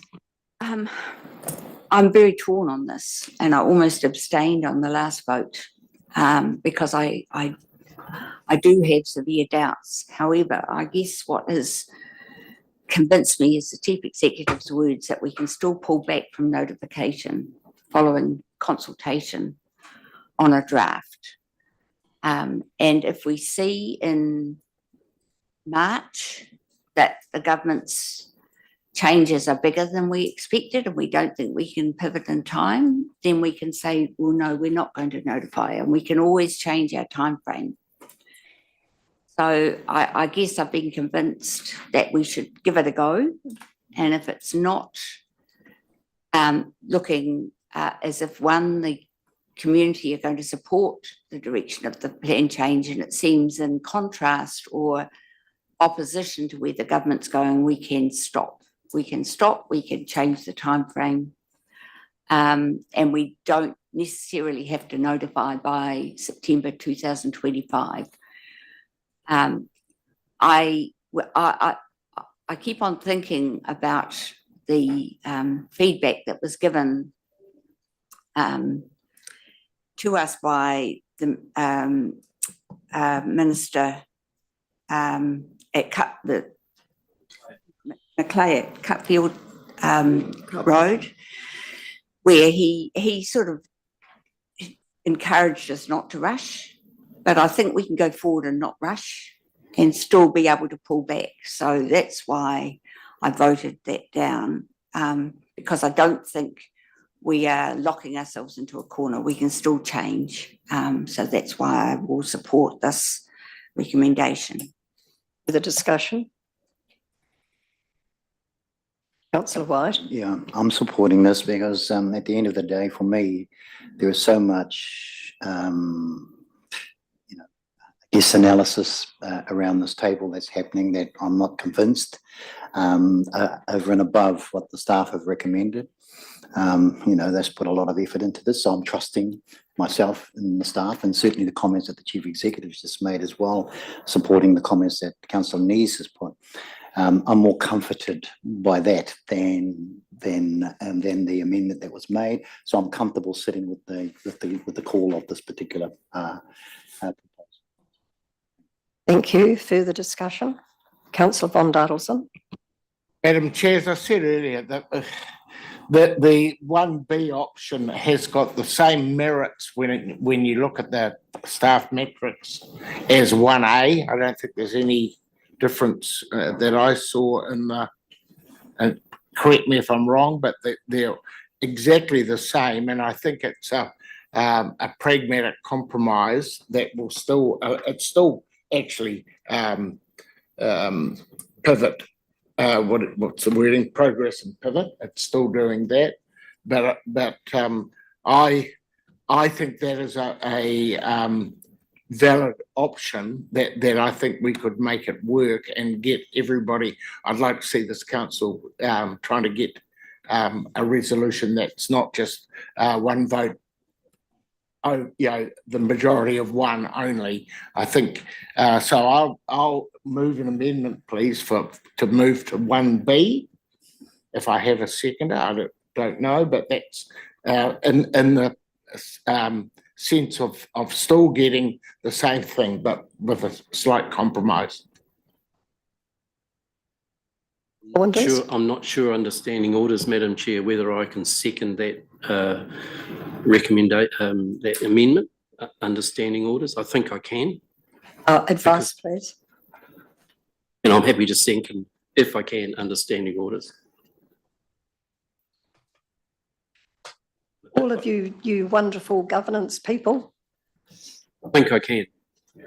My understanding is that if an amendment is lost and a subsequent amendment is made, that a seconder of the first amendment is not precluded from seconding the second amendment. Yeah. Councillor Winters has seconded. Right. I think you're right. Right, we're now going to have a discussion on the amended motion. Councillor Winters. The reason why I'm backing this one as well, Madam Chair, is if you, and I'm supportive of recommendation 4, going out and doing these woolshed meetings. Advice coming from our farming community through these drainage advisory groups, they need to be better informed. I think it would be an absolute disservice that if we went to our community, our farming community, and I'll take the definition as farming, if we only spent 2 months doing this travelling roadshow, and if we went out to February, it would be a bit like the Rotorua geothermal plan change that we did. We actually went out for quite a lot longer than the statutory timeframe because we wanted better engagement. We wanted people to submit on the geothermal plan, and it worked. We got a really good consensus going forward. So that's why I would like to see us 1B.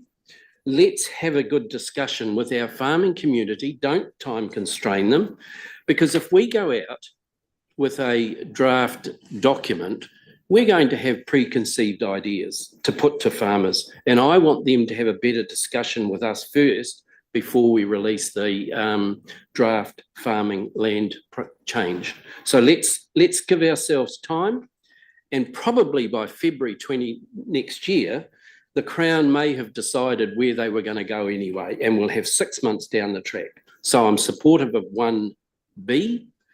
Let's give ourselves time to get this right, like we did with the geothermal plan in Rotorua. Any further discussion? Councillor Crosbie? Point of clarification to the staff. It also says after freshwater farm plan regulations have been gazetted. So, my mind, that could actually fetter a broader range of conversations because you'll be discussing what's being gazetted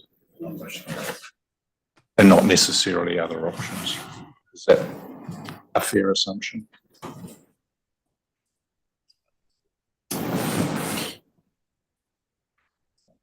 If the farm plan regulations are gazetted in the timeframe that they said, or we initially understood, yes, we would have to explain what the national regulation was, and then associated with that, what the options are in addition or alongside. So if the farm plan regulations are amended and out and we know what they are, we're able to say how our draft integrates with them. Further discussion? Chairman Leader. Point of clarification, Chair. So if we were to do this, how does it change recommendation 2 in terms of A, B, C and D? I mean, are there any additions to 1B that change the format of that? I just wonder if we could have it up there.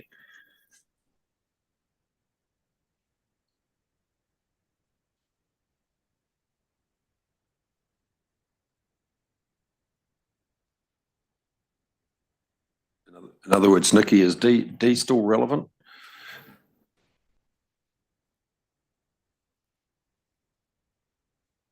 Yes, that would still be relevant. And C would be still relevant? Yes.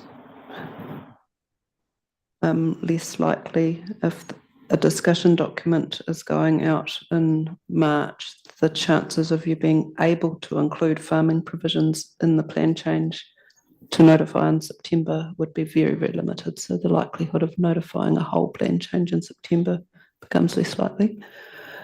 If I've understood Councillor Winters correctly, you're still suggesting that engagement starts in November and carries on through till March? Oh, no. Engagement starts as soon as this working group's formed. Right, okay, so it's different. Okay. Well, can we please be very clear on the wording? Councillor von Dadelson, can you clarify, please, the wording of your amendment? Green.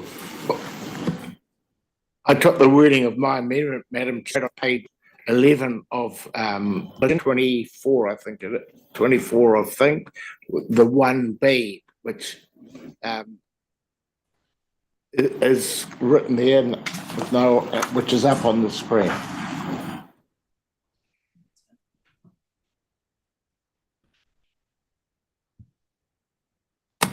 And as I said, I premise it on the basis of the metric staff put of the variance between 1A and 1B, that there didn't seem to be any downside. And I think there's real advantage in as councillor Winter said, and working proactively with the farmers before they see it as a fait accompli.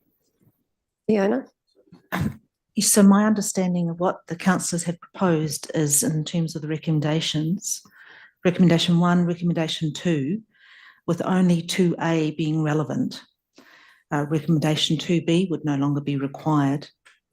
Recommendation 2C, you've heard from staff that it is highly unlikely. And recommendation D is about the pivot option, which you no longer require as well. I'd also note recommendation 4 would seem no longer required because of the farming discussion document is what you're not seeking to do now. Thank you. Further discussion on the proposed amendment, councillor McMillan. Can I speak, even though I can, yeah. I think that's a bit of a backward step. I think there's some really good steps in here with 1A in terms of getting going on engaging with the farming sector. And so stalling all of that engagement, I think is a bit of a backward step. And as has been outlined, we've heard numerous times from the farming sector that they want certainty. So they want to press things and know what they need to do rather than just stalling on all of that. Is there any further discussion on the proposed amendment? Right of reply. Right of reply. To me, that I don't see that one. I don't agree with the CEO that it precludes going with 1B, precludes the engagement that is included in the recommendation 4. I don't see why that, and I don't want that to stop. I certainly want that to continue and to happen with speed. And to endorse the approach, I still see this as the ability to pivot. I think there's I disagree that we take out the other aspects of the recommendations, because I think number 5 endorses the approach to engage during the targeted stakeholder feedback. Absolutely, we want to do So, that. councillor Von Dadelsson, can I just draw your attention to the fact that what you're talking about now is not included in the amended motion. What? So what if you want to amend your amended motion, that will need another process. So the motion that we're currently looking at, that you have promoted, is simply as the wording is shown. Where is it on the screen? That we defer. That's the motion. That's your amended that's not motion. what the pivot, the metrics. Yeah, table I'm that trying to staff- get the process that right staff here. Put up, the metrics staff put up does not align with what you're saying. So You're speaking to a comment the CEO made about. yeah, all I'm saying is I believe that motion aligns still with the same, whether it is 1A or 1B in the metrics, and it makes no difference. All those things, we still want to actually have the communication with. I think it's absolutely essential that we do have this. It's just how we do. It's just slowing down so that we're not ahead by having any form of predetermination from the farming community. I want to take them with us. That's how I feel. So I think we can, I totally disagree that we need to pull all those things out. I think we can do that, both aligned, and that's what the metrics in the document says. Well, look, I'm just trying to get the process right here, okay? So what's on your screen is what has been proposed as the motion. It's been proposed and seconded as the motion. That's as it stands at the moment, without any of the other that you're now talking about. that was not the proposal. The proposal was to actually integrate 1B, which is no difference to 1A on all its thing. I want as you voted, we'll vote on 1A. It is the same methodology I want to go through the process. Fiona? So all that still stays in as far as I'm concerned. Absolutely. To help assist, 1A is about doing a discussion document and then going on to a draft plan change and then a notified plan change. 1B is not having a discussion document. Well, that's not.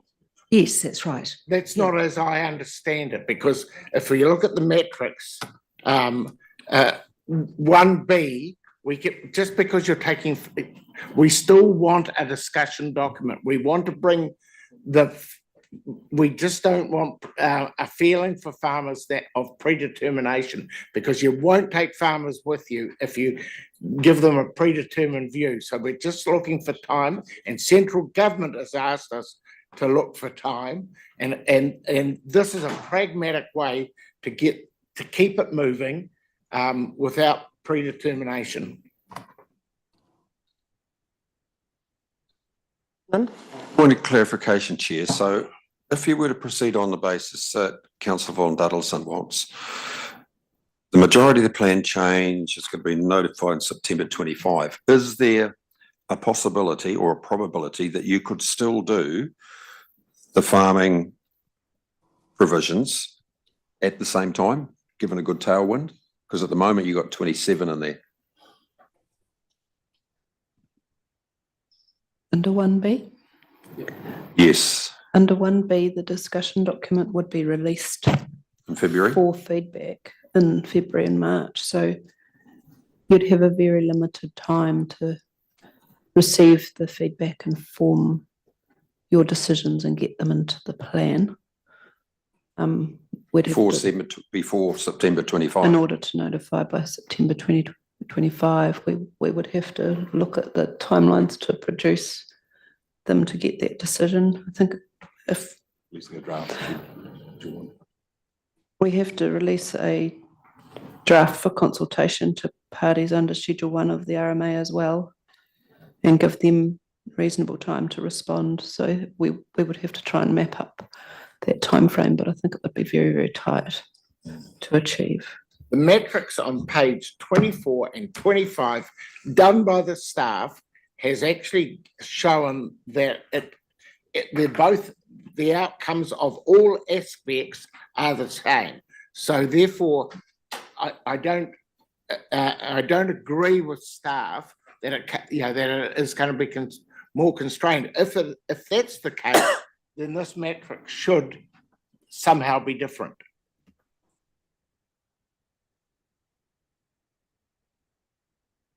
So the matrix for 1A says the majority of the plan change goes out for draft release along with a discussion document for feedback in November, and then that the majority of the plan change goes notified in September, and there's decision around the farming provisions, but prior to December 2027.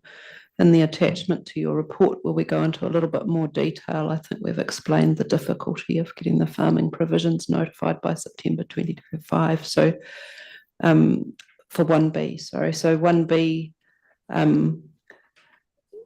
your limitation would be that you're probably pushing the farming provisions out to after September. Clear as mud. Right, Yeah, okay, so- further discussion on the proposed amendment? I'm going to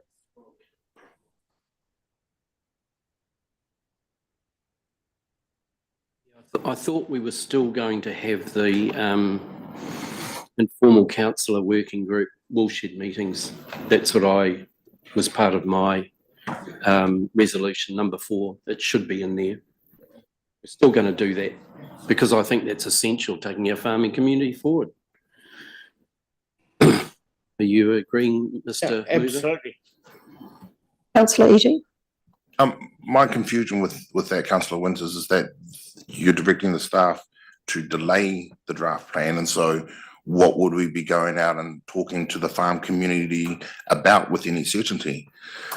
Reflecting, that's my confusion over the motion, is we're directing staff to delay, and therefore, what would we actually go out and have the watershed meeting to talk about? We need the staff to prepare those documents, which we're telling them to delay. So for me, the motion actually doesn't make sense. I support staff and how they're interpreting the motion. If you're going off the matrix and the wording in 2B, you're giving a clear direction to staff to delay it.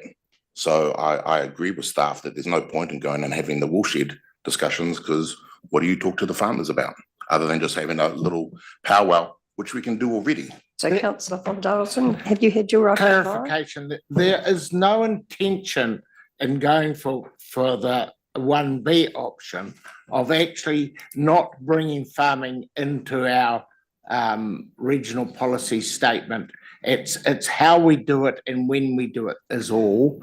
And if it delays the process slightly, so we have better clarification and that we take our community with us, then I see the value in it. I'm not saying, I don't expect the regional policy statement to go out without a provision for, without recognising some of the key issues for farming. Now, how that's done, we will yet to determine, but I want to go out with a discussion document for farmers, but I don't want to be for them to feel that we're predetermined in it.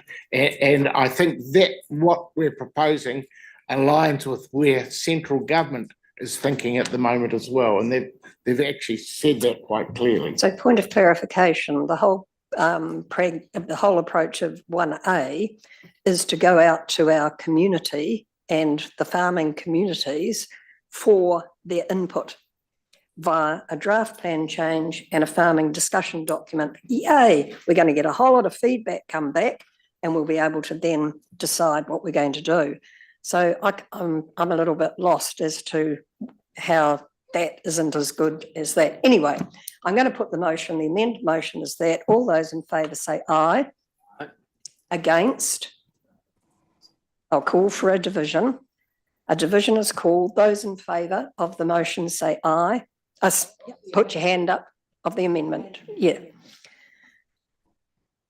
Those against? Show of hands. We are now back to the original motion. The substantive motion, thank you. The right honourable, no, not right. Tell us what the vote was, please. 5-9. Okay, so is there further debate and discussion on the motion before I invite the mover and seconder to talk to it? Any further debate and discussion? There being not, I'm going to invite councillor Eadie and councillor McMillan if you want to have a final say. Oh, just that I think councillors can be reassured that 1A is along the lines of what councillor von Dalson is seeking, really. You know, we're not putting the cart before the horse. We're not predetermining what farmers should or should not accept. We're engaging, and I'm pretty confident that we'll get to a really good place with 1A. Thank you. Thank you. I'm now going to put the motion. All those in favour say aye. Aye. Against? Against. I'll call for a division. Those in favour, raise your hand.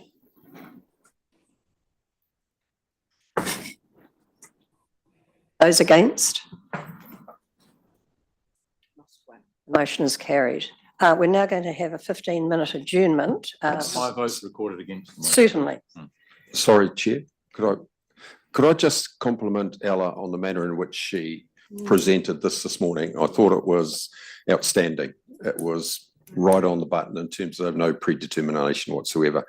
But I've got to say, to staff that, I mean, this is frustrating for councillors. I've sat here for a while now, and in terms of the consenting for the water, I mean, if I've heard once, I've heard 20 times, we can't allocate more water because it's all fully allocated. Yet we sit here, we know it might be technically allocated, but it's not being utilised. And if you want to fix that, that's great. And I think the Waihatanui initiative is right on the money. And in terms of your RPS, well, the difficulty there is that policy, the rules are all put here in front of previous councils by staff. And I think we need to be focused more on outcomes rather than process. It's easy to say because you're all process driven, but yeah, I just thought that was worth making that comment. Yeah, thank you. Before we adjourn, can I thank staff most sincerely? As you can see, this has been a difficult discussion. However, we've arrived at a majority position and that's great. Thank you for all of the work. I absolutely endorse what the chairman has said, the presentations, Ella and co. Excellent, thank you. Thank you for all the work. We are now going to adjourn for 15 minutes and that'll take us through to midday. That's right.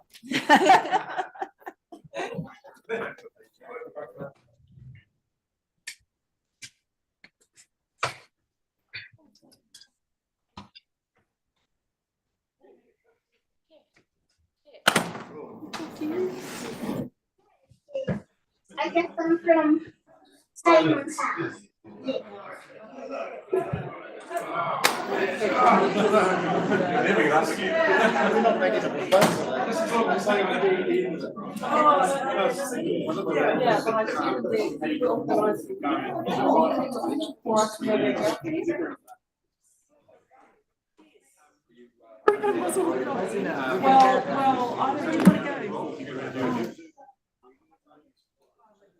Well, I don't really want to go.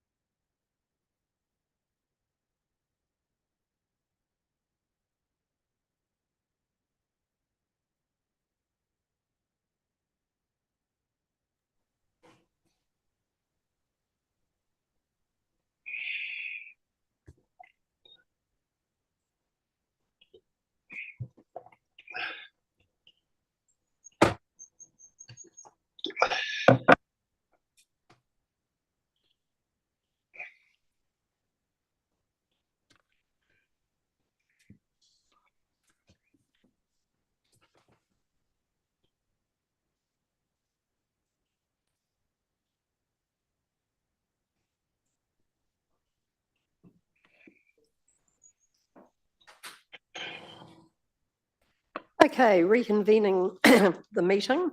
Welcome to Freya, Penny and my glasses, I haven't got them on.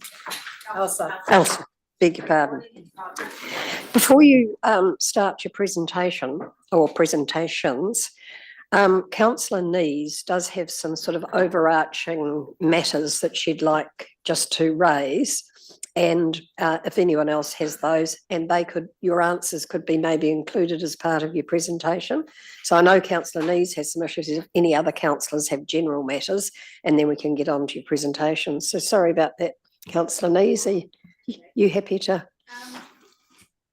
Yes, well, I had some quick fundamental questions. So one is, how can we consult on an integrated approach for the management of low temperature freshwater geothermal systems when the community will have no visibility at that point on the freshwater plan change provisions? So we're going out in October with a draft, and it's got references to the TUD, TUDD, take use, damming and diversion provisions of the freshwater plan change, and the discharge to water and land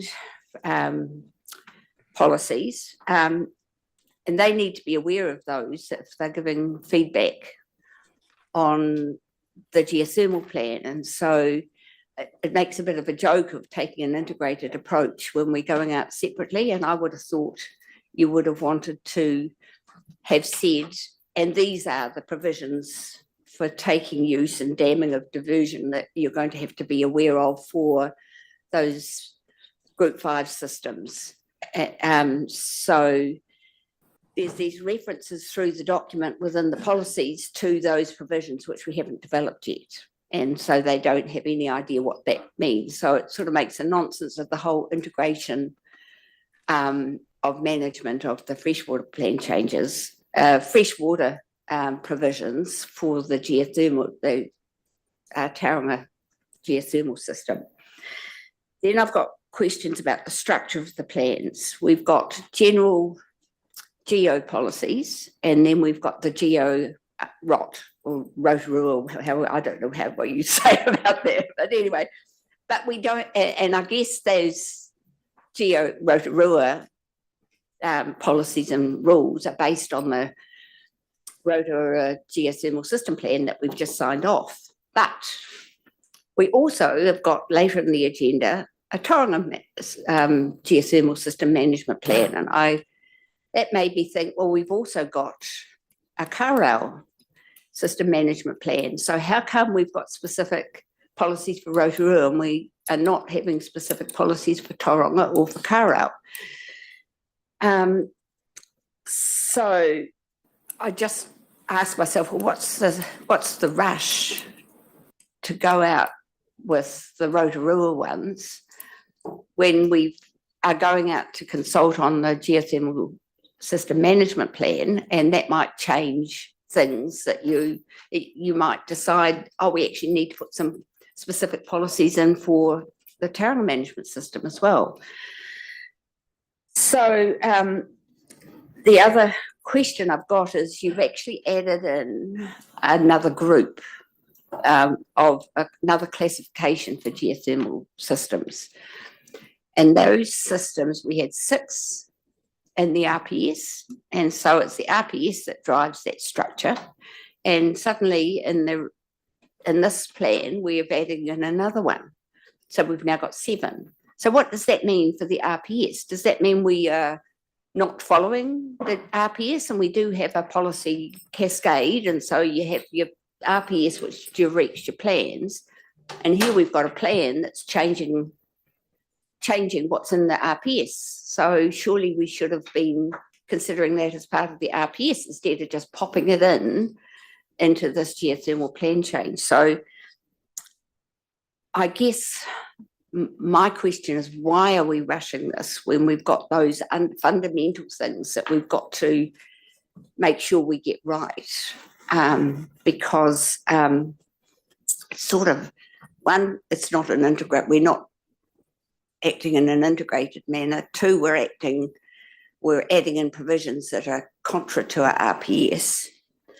And three, we're ignoring two of the other major fields that we've got. Rotorua, very important. But we've got two other fields, the major Tauranga one and the Kara one, which are also very important, and yet we don't have specific policies for them. So they are my overarching questions. And I have to ask myself, should we slow down? Should we just wait and let the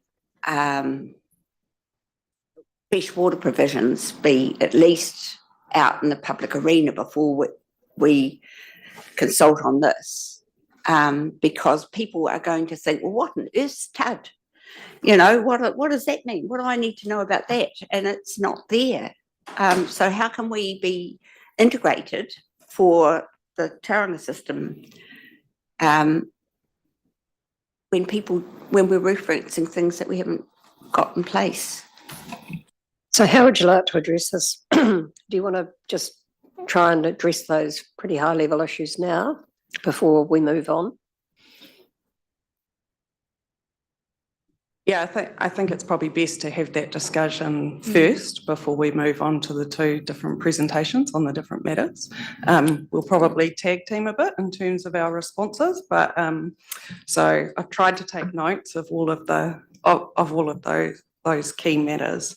I guess in terms of the RPS one first, because it's perhaps a more straightforward one to answer, and the classifications and the different groupings and the introduction of an entirely new group.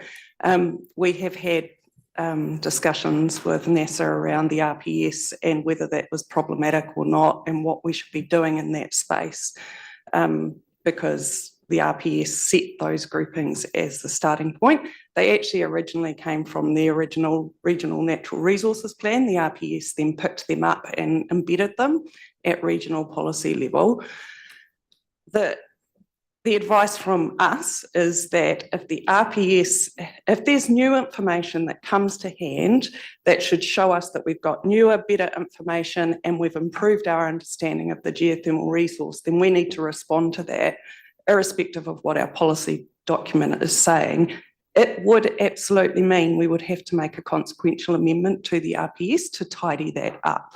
So they can't be inconsistent with each other, but we also shouldn't just be continuing on with that structure that is in the RPS if our science is now saying, actually, these are not true geothermal systems. We should be managing them in a different way because they are different and they have different kind of approach to their use. Does that answer that point? Yeah, it does. I could understand that, but we've still got the fundamental issue that our natural resources plan is going to be inconsistent with the RPS until we change the RPS. And that's a provision, that is a requirement. I thought it was a fundamental hierarchy within the RMA. So for a point of time, there would be an inconsistency, as this is a draft that's going out, not the notified plan. That's not inconsistent. So we don't actually have to do a draft, but it is good practice to do one. So at the moment, putting the draft out tests what we're saying our management intent is. It gives people an opportunity to respond to that and say whether they agree or disagree.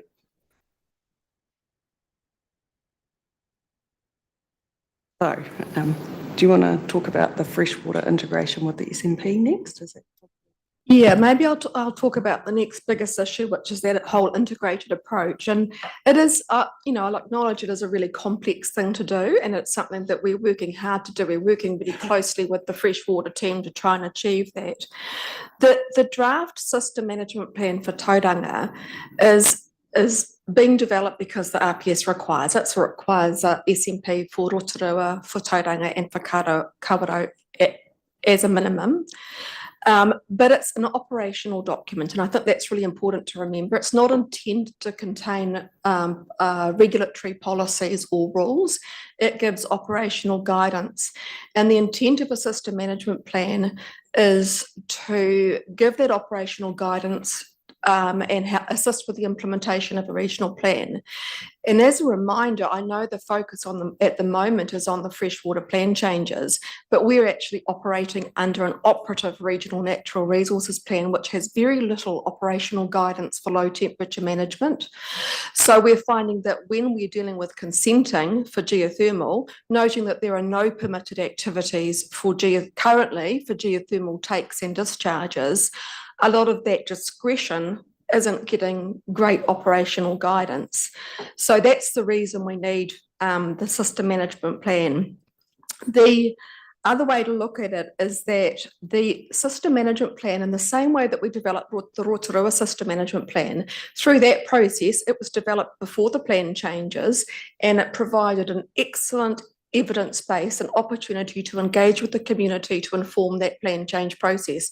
We did the SMP. Now we're doing the regional plan change, including the Rotorua provisions, as you referred to, Councillor Nees. So we see this draft system management plan as a fundamental and really important step to engage with our community in Tauranga about low temperature geothermal management. We then expect that that will inform and provide some of the evidence base for the freshwater plan change provisions. So not only is it, I mean, you said it's a nonsense that it's not integrated. Actually, what we're doing is we're doing that pre-work now to talk about how that can be integrated. And what we'd expect is to see that coming through in the freshwater provisions. So at the moment, and I guess planning's, in this sense, it's a real iterative process. So there'll be a lot of back and forward between the engagement on the Tauranga system management plan and the development of the freshwater plan provisions. And we'd expect that both the geothermal planning team and the freshwater team will be working really closely through that process, which we've already been doing. And actually, I'd go so far as to say that the work we've already done on the system management plan has assisted us in some of the drafting we've done to date on the freshwater provisions. So absolutely, I'd stand by the fact that it is an integrated approach. The fact that we're going out with the system management plan, which is not a statutory RMA Schedule 1 document, it's an operational document, will be really, really helpful and actually essential in fine-tuning those freshwater provisions. So should not the feedback from the Tauranga geothermal system management plan also inform the geothermal plan change? So just as a reminder, and Freya and Elsa can probably speak to this a little bit further, but most of the freshwater provisions, most of the low temperature geothermal provisions will actually be picked up in the freshwater plan change. That's the point.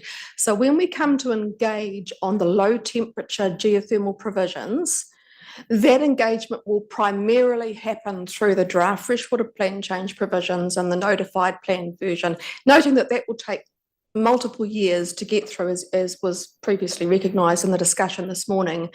So the only reference to the Tauranga low temperature geothermal is basically in the objective, the high level objective and classification of Tauranga geothermal. The provisions around discharges, re-injection, and geothermal takes will actually sit, low temperature takes will sit in the freshwater provisions. And that's my point. People can't see them, and yet we're going out to consult, and they've got no idea what they're going to look like. And sort of like they're going to be expected to give feedback on something they know nothing about. Yes. And I would have thought we should wait with this until we've got some idea of what we're thinking about for the freshwater provisions, and we say, and these would be applying to your geothermal system. We're not engaging, the SMP is not engaging on the freshwater provisions. If there are references to specific rules and policies in there, then we can remove those because that's probably incorrect. What the SMP is signalling is a possible broad management approach. We talk about how might we consider re-injection, how might we consider takes. So when the purpose is not at all to engage on specific rules and policies. If some of the language in the draft is incorrect in that regard, we can put our lens over that again and amend that to make that clear. And I also think that in our engagement process in our comms, we'll have to be very, very clear about the difference. We've learnt some lessons from the Rotorua System Management Plan in terms of that there is that potential for confusion in the community about what's a system management plan, or what's a regional plan, what's a regional policy statement. And I actually heard some of the councillors get that wrong today as well this morning. So it's not, it is complicated. So we'll do our best to make sure that that's really clear, the difference. But just to reiterate, the draft system management plan is a whole system approach. It goes way beyond policies and rules. It talks about how we're managing this as a whole. It talks about information monitoring, how we manage it generally. So it's a much wider discussion than a handful of rules about take and discharge that you'll see sitting in the plan change. And at that time, when the draft freshwater provisions are released and then a plan is notified, at that time, the community can have a look at the nuts and bolts of that. But we need that bigger discussion first. How are we going to manage this? What are we going to do? What's our approach? Very similar to the way we did for Rotorua. And that's what I mean. I think we should do the system management plan first before we go out with the policy, with the plan change. Because, for example, under Group 5, where we classify the system, the Tauranga system, right up there in lights under A1, it says managing the use, damming, diversion, discharge and drilling in these systems is through the provisions in the TUDD and DWL policies, chapters of this plan. So big question mark, what does that mean for me? And then if you go right through the plan, it pops in, for example, Rule 7, it says TUDDR4 and TUDDR5 apply for Group 5 systems. So how are people going to feed back on that? And I think we should know what they are before we put that out there for people. And so the process for me, a sensible process would be do the Tauranga geothermal system management plan, go out and hear what people said, just like we did with the Rotorua system management plan, and then take that and that feedback, put it into the policy, and at the same time we'll be well advanced with the TUDD and DWL provisions, and then we can go out with a geothermal plan that says, okay, if you're a geothermal system 5, Group 5, then these are the geothermal policies that apply to you, and these are the freshwater policies that are proposed to apply for you. And you don't have like blank spots that people won't understand, but also they will have been familiar with the whole process because they've had the Tauranga system management plan, which has talked about, this is the system, this is what it is. Because on the face of it, when you look at these policies, they're very technical and quite difficult to get your head around. And I can imagine all the consent holders in Tauranga are going to look at it and go, what? And that's what I'm worried about. I think we're best to get our ducks in a row and not rush. So I was going to say, we might leave you 4 to it. Go and eat your lunch. I do recognise you, Councillor Thurston, but the key issue is, should we just go out with the Tauranga system management plan now, or still continue to try and go out with both? That's the key issue. And then we'll have some light relief from Rotorua. We think they're intimately linked. The geothermal plan change, people are thinking geothermal. We're thinking we're going out to a community, which is actually quite a small community of interest compared to freshwater. And we're talking very specifically about some very specific issues of interest with different communities of interest for different systems. So it's quite a focused discussion. And we think that we can talk in a generic sense about the Tauranga system management plan at the same time that that's happening. take your point about the reference in the regional plan to those specific policy provisions, and maybe we can. That's an error that needs to be removed. Yeah, so we can amend that, so we're not referring to specific policies in the freshwater provisions. But we don't think it's too big a stretch to tell people in a draft, so releasing a draft system management plan and a draft plan change, hey, if you're low temperature geothermal and you're in this area, we're coming to talk to you with this system management plan, and the plan provisions will be engaging with you through that plan process. We think there are a lot of risks to linking too much the fresh water and the geothermal provisions. It's too much of an ask for the community to look at that all together. So we're thinking a focused discussion on geothermal is a much preferred way to go, which is why we're suggesting to progress with the Tauranga System Management Plan and the geothermal plan change now. Did you want to add to that, Freya? Yeah, I guess absolutely take your point. It is something that we have considered. It is something we have talked to our communications team about. There will have to be some slip comms around how that is working together, but the risk of delaying the entire geothermal plan change and going out at the same time as fresh water is that it gets lost in the mix. So as Penny said, it's a very targeted community of interest. It is primarily in the Rotorua district, so it'll be very focused discussions. There is also an expectation out there that we will be coming with something tangible for people to actually comment on. It's a draft at the end of the day. We think there's some real wins to be had through releasing it as a draft and saying we think that low temperature geothermal should be integrated and managed with the fresh water allocation and drilling and discharge. What do you think about that? Because if we've got that wrong and we need to pull it back into the geothermal chapter, then that's really good to know now. Okay, well, we might just leave it at that and carry on with the presentations, but Councillor Thurston, you're chomping at the bit.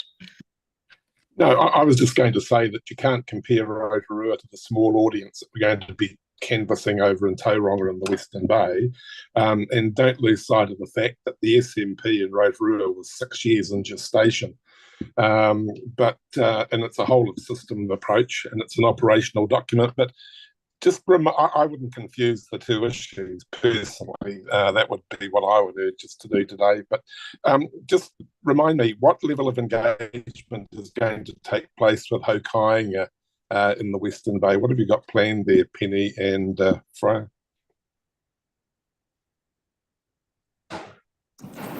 Thank you for that question, because I think it's something we did want to speak to today. So we have reached out in the development of, and this was something we're going to talk about in the presentation, the work that we've done to date on the Tauranga System Management Plan.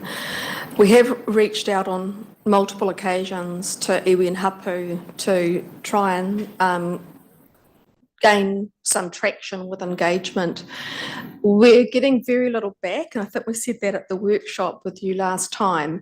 And I think one of the problems is that there's nothing tangible for them to grasp hold of and say, well, what are we talking about? What are the issues? What are the key issues, and how can we have that conversation? There are also, of course, a lot of pressures on Māori at the moment from all angles. So we try not to take it too personally. We think that by releasing the draft system management plan now gives real traction to that. It will give an opportunity to take something and have some meaningful discussions and something tangible for people to look at and get their teeth into. So what we're expecting is that with the release of this draft system management plan, we're hoping that engagement will pick up dramatically. But no, we are not having a similar Hokianga process to what was run in Rotorua. If that is something that's requested down the line, we can consider it, but not at this stage, no. Yeah, quite different audiences, I hasten to add, but Matty Moana, I'd welcome your comments in that area too, of course. I tend to agree with Freya. It is a different landscape. And just looking at the map, I mean, you have had quite good feedback from Ngāti Whakaue, and I did anticipate there being more feedback from the Makatū area. Probably what I would have liked to have seen is maybe some of the land trusts that are around the areas that you identify, and maybe that's something that we can get Amorangi to assist you in. Just identify some of those big land trusts where you've already identified those spots. They're just notes that I made too. With the Hapu Iwi Runanga, I think I alluded to this before, they're not actually landowners. And, you know, I put emphasis on the Māori Land Trust being the proper people to speak to owners of the land. So maybe that's something, you know, we could look at moving forward. Kia ora. Okay, let's crack on with the presentation. I was hoping to get a gold star for getting the agenda back on track a bit, but I think I've failed, so apologies. Plan Change 11, geothermal, release of a draft for Plan Change 11, that is a significant milestone for council. So to have a robust draft ready for comment is a big step for council and a big step for the geothermal program. So while it's Elsa and I that have been working on the bringing the paper to you today for the policy provisions and where the face is in front of you, to get to this point is actually the culmination of many, many years' work, and it's involved significant commitment and contributions from multiple staff and councillors around this table. As Councillor Thurston just said, you know, 5 years to get the Rotorua SMP adopted. So there's been a lot of work in the background.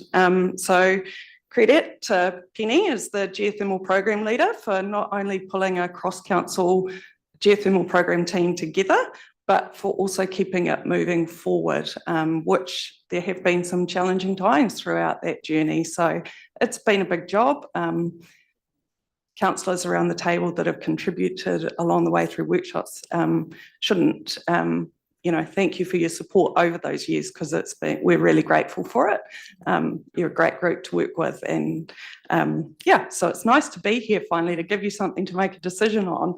And of course, thanks to everyone else in the program. So every member of staff across the different teams that's kind of contributed to get us to this critical next step. What is the critical next step? It's articulating council's geothermal intent to our community and giving them something tangible to be able to say, this is what we think, what do you think? It's important because it enables feedback on that approach. We've had that feedback from a number of our stakeholders that we've been talking to in early engagement. They actually want to see something now. They want to see what council's intent is and what then, you know, be able to provide some feedback on that. Did you? So it is a draft. I think that's really important to remember. It is the great opportunity to be able to make change. It's not a proposed plan. It gives us a lot of flex that if we get to the point that we receive significant feedback on that draft, we can make changes more easily than what we can once it's a notification of a proposed plan. So if we approve it for release, what happens next? There's actually a bit of work to do in the background before we take it out to the community. So we would be preparing, our comms team would be preparing a summary document. It would pick up on some of the concerns that Councillor Nees has just flagged. So talking through some of that integration with fresh water and how that would work. Print, digital, radio content, and the online participate engagement tool needs to be pulled together. That will take a few weeks to get all of that material together, and then the scheduling of engagement activities. So our engagement team has already got that planned out for the next few months of our lives. And the key timeframes around that. So we hope, should we get your approval to release, that we would release mid-October for consultation. A change to what is in the report. We had indicated in the report that we thought we could consult for 8 weeks and close that off in mid-December. We've had some discussions with our AHICA reps who have told us that October to December is a really critically busy time in the Māori calendar. It is AGM season. Their advice and request was that we leave the engagement period open longer. So on that basis, we're now suggesting to council that we leave it open to the new year, so late January, to give that community in particular, which is a key one for us in the geothermal space, to have ample time to be able to consider and provide feedback. That doesn't materially change our timeframes going forward. It just means that a bit of the work for staff happens in the new year rather than being able to front foot it in December. And with the close down over the Christmas period, it's not a major shift for staff. And then March onward would be refinement of Plan Change 11 and bringing summary back to council, staff recommendations, next steps.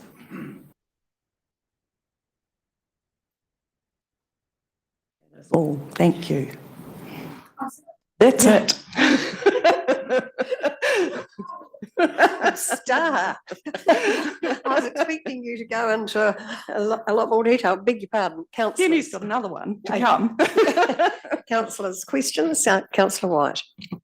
Kia ora koutou. Yes, thank you for the report, and I want to acknowledge the great work you did in the Rotorua geothermal field with the Ahakaroa group, getting them all together and getting them across the line 5 years after the start. That was some challenge, and with the exception of one person who hung out for the ownership of the geothermal resource, which was reinforced. You keep talking to the Waitangi Tribunal, it's a Crown issue. So that's great. As you go beyond, and I guess the real interest that's going to come is going beyond the Rotorua geothermal field into the outer areas. And I can just name, obviously, Taiheke 8C is going to be one of the critical barometers, if you like, about how geothermal, from a development point of view and an energy development point of view, is going to be seen and received, because that's been going for a long time. It's a proven field, and they've done cultural assessments and everything else on this right across that platform. And so how they're engaged when they've made sort of a lot of work in there already. And obviously the government has signalled that, alternative energy sources are high on the agenda. There's a fast track consent, as I understand it, they've been rolling through. So that's a particular one to watch. And obviously it will be in some ways, as I said, a barometer for a conversation. Because if you look at Tikatere and Paihina Mauria, which is just across the other side of the lake, going into Rotorua to Rotomā, you'll have the same sort of conversations around not just as a bathing space, but as an energy resource space. And so it's quite different to the Rotorua field in that respect with regard to iwi wanting to develop those spaces. So when you engage in the consultation program for them, that will be, the Ahakaroa group would have a view, but obviously those land trusts and corporations out there will be significant. And being able to engage with the leaders of those spaces will be significant as well, because there will be potentially a lot of tension in that space, which is a little bit different to the tension in Rotorua, because the resilience and sustainability within the city boundaries is quite an obvious one for them to challenge. As you go wider, they will ask in the rural areas, we want to develop this resource for other reasons. So I just put that on the table, and I'm happy to have a conversation around your consultation process, because I know a lot of those leaders of those land trusts and corporations. I know where their thinking is. I know the Te Arawara Taua, which is chaired by Tānira Kingi, again, has got connection to all of those areas, and they look at it from a development perspective, but also from a cultural perspective, how relevant and how is that balanced out. As I said, transitioning from Rotorua out to there is going to be quite different, I believe, in their focus. Because in Rotorua, it was around, obviously, cultural uses, bathing, healing, cooking, and long-term utility of that. If you go out to Lake Rotoiti, there's the same thing there. You got the Manupirua Springs, and all of that area had historically bathing and healing camps around that whole area. And Tikatere, you got the Tikatere tourism thing going down. So all of those sorts of things. So it's an interesting new scenario. So, as I say, and you're quite right about the extension of the 8-week period, October, November, December, notorious for AGMs, and you won't get in. So being able to engage beyond that will be very, very important. So, I'm happy to help you make those connections in the right way, as we did in some of the Rotorua wānanga that we had. I think that would be really important, because they won't come to you. You will have to go to them. Otherwise, you'll not get the uptake. They'll still just carry on doing what they're doing. So until you come to us, we're not going to come to you necessarily. You need to come to. So look, I'm happy to be part of a process in that particular space, I guess, to excuse the pun, to warm the relationship. Kia ora. Councillor McMillan.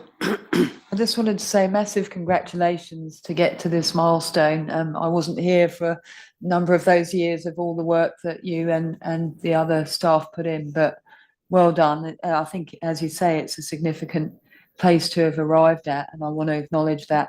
And so I'd just like to move the recommendations 1 through to 3. Thank you, Well, can I just test, is there a seconder? Councillor Crosby, thank you. Councillor Nays. But just before we put that motion, I've got a couple of queries about the actual policies. So firstly, did I hear you say you're going to take out all references to other parts of the plan? So the reference to Kaitiakitanga chapter in GOP4 and references to the TUD in GOR7, they will all go? To stop this confusion So happening? I think we'll still have to reference that they will be being addressed through the freshwater chapter, but any specific references to specific policies, we will remove and just have a generic, because it's a draft, we can put holding comments in and make it very clear that it is a working draft and we're still thinking through our approach. So we can just change the way that we're incorporating that referencing to make it clear that that's still to come and to happen through the freshwater process. And with the extension of the consultation period, our freshwater stuff is going to be out at the same time. So I just think you need to think about that because you might have to be saying in the freshwater stuff that this will apply to the Tauranga geothermal system. These provisions will apply to that. And point them back to this document. Yeah, so we've been working closely with the freshwater team and they'll be having the same kind of cross-referencing back to us as what we absolutely, that'll be critical. Okay, then there's a couple of questions I've got about accuracy in the plan. So I've got it as page 46. That's the number on the bottom of the page. It's not the diligent number, but it's GOP 6, and currently it reads geothermal management and 5, and it should be geothermal management group 5, I think. Yes, that's correct. So this is just a draft for this meeting. It will go through our document specialist as well as another internal review before it goes out. Okay, so then under the definitions, is everything underlined a new definition? Yes. So, under the definition of enhanced geothermal systems, I found a word I didn't know. So, what does convectus mean? Typo, I think it should be convective. Oh, thank goodness for that. Yes, so please go through this and make sure it's correct, because that's the one thing that gets up my nose, and that is when you put a policy up to be signed off or a document up to be signed off and it's full of mistakes. Thank you. The questions or discussion? Councillor Nees 5, geothermal team 5. You're all in sync at the moment. It's all good. Is that right, Councillor Nees? You happy? Right. It's been moved, been seconded. No further debate or discussion. I'm going to put that motion. All those in favour say aye. Against and carried. Right. Tauranga system.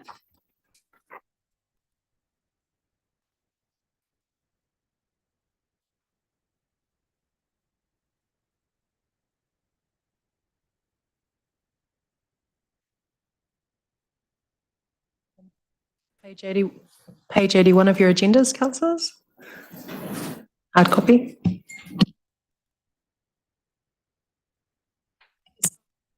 I'll certainly try and get through this very quickly because I think we've already probably covered the substantive issues. As we've already talked about, we've done a lot of work on the Tauranga System Management Plan in terms of some of the science background. It's an operational document. It's not intended to include policies and rules, but it will inform the freshwater provisions going forward. We've done a whole lot of work, including a science summary, looking at EB and HAPI management plans, all of which push an integrated approach to management, as well as updating our modelling and running different modelling scenarios. So there's a lot of work sitting behind the draft. The form and structure unsurprisingly reflects what we did for the Rotorua System Management Plan, because we actually took quite a long time to get to that with the Rotorua System Management Plan, and it had a lot of input from our ahika Ruaropu to get to that structure and to try and reflect that Te Ao Māori approach. I don't think we've landed it quite as well with Tauranga because we haven't had the engagement, but broadly speaking, it's following a similar approach. So looking at principles and vision, and then our broad management approach for each of the key issue areas.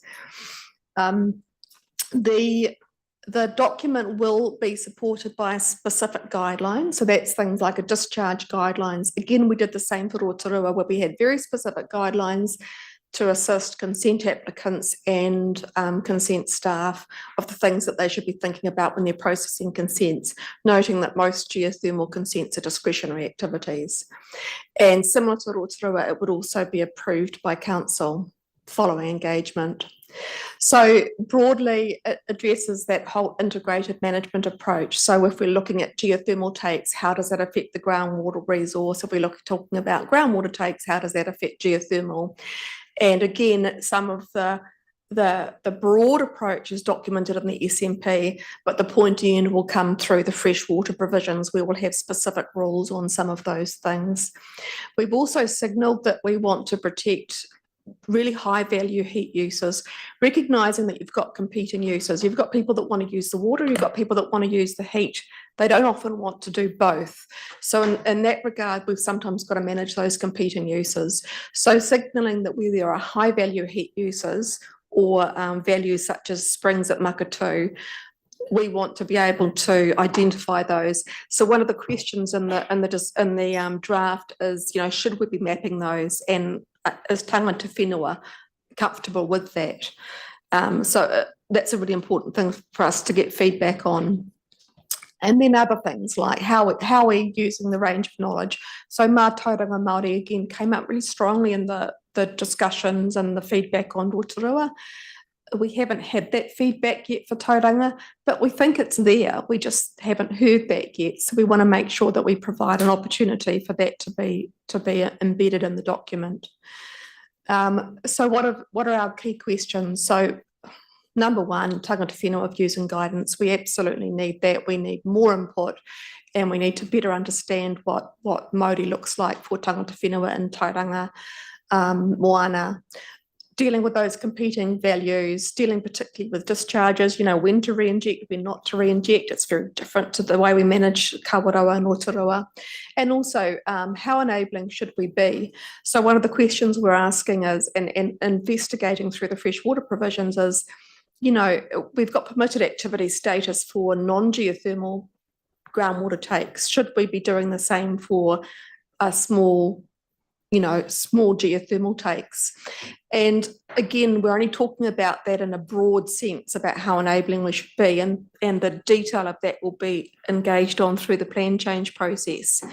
But how enabling we people think we should be for geothermal takes and discharges is a big thing for us to discuss. So what are our next steps? We're hoping again to release the draft in October.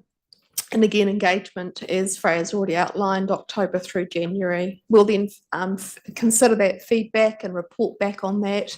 There's an option for a hearing, as we had with Rotorua.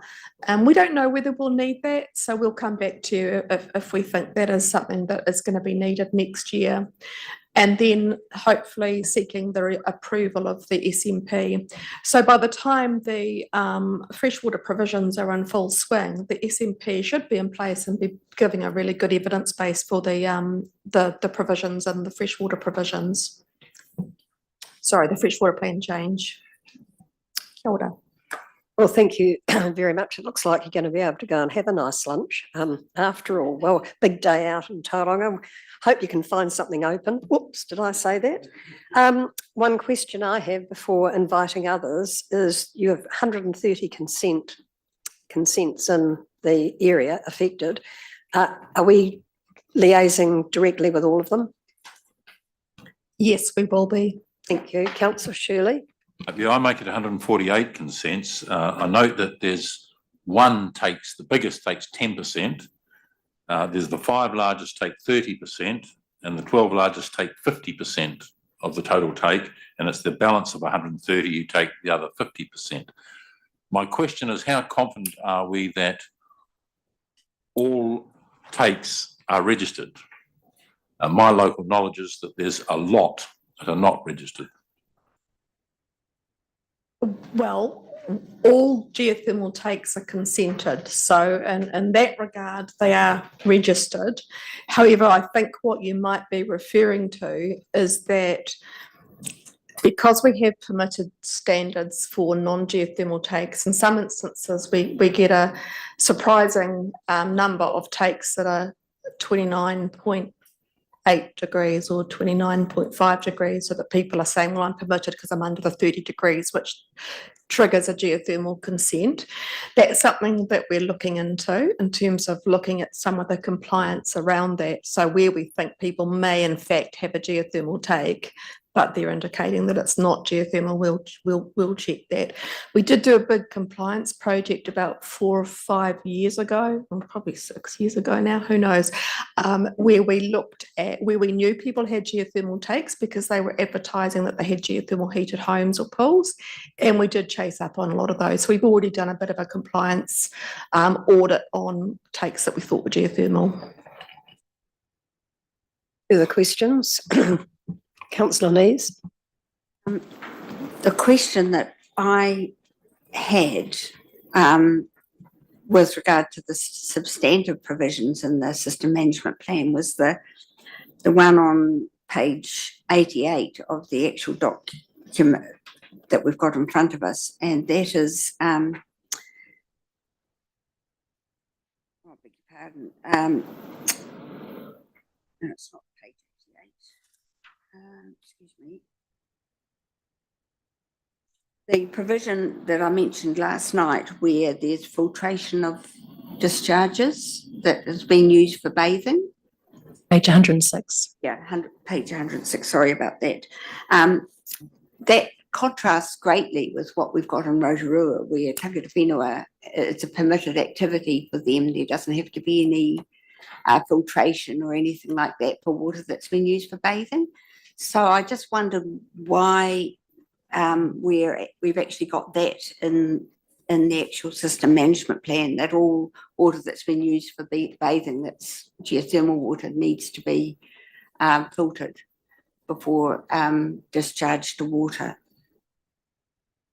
So in the Rotorua system management plan, we have a similar provision, and we in our discharge guidelines, we actually have, and that was one of the quite a big change in what came through that system management plan process, in that people were sending bathed in water to the sewer, and we were looking at the loss of geothermal fluid to the system and looking at the pros and cons of re-injecting that bathed in water into the system. So we have moved to trying to promote a move from sending bathed in water to the sewer to actually treating it and re-injecting it. And one of the models for that was actually the Waiariki Spa in Rotorua, where they are doing exactly that. They still send some to the sewer, but they are doing treatment and filtration. The difference with the customary practices, the bathing, that is, those takes are permitted under section 14.3c of the Act. The Act is actually a bit ambiguous about how that treats geothermal discharges.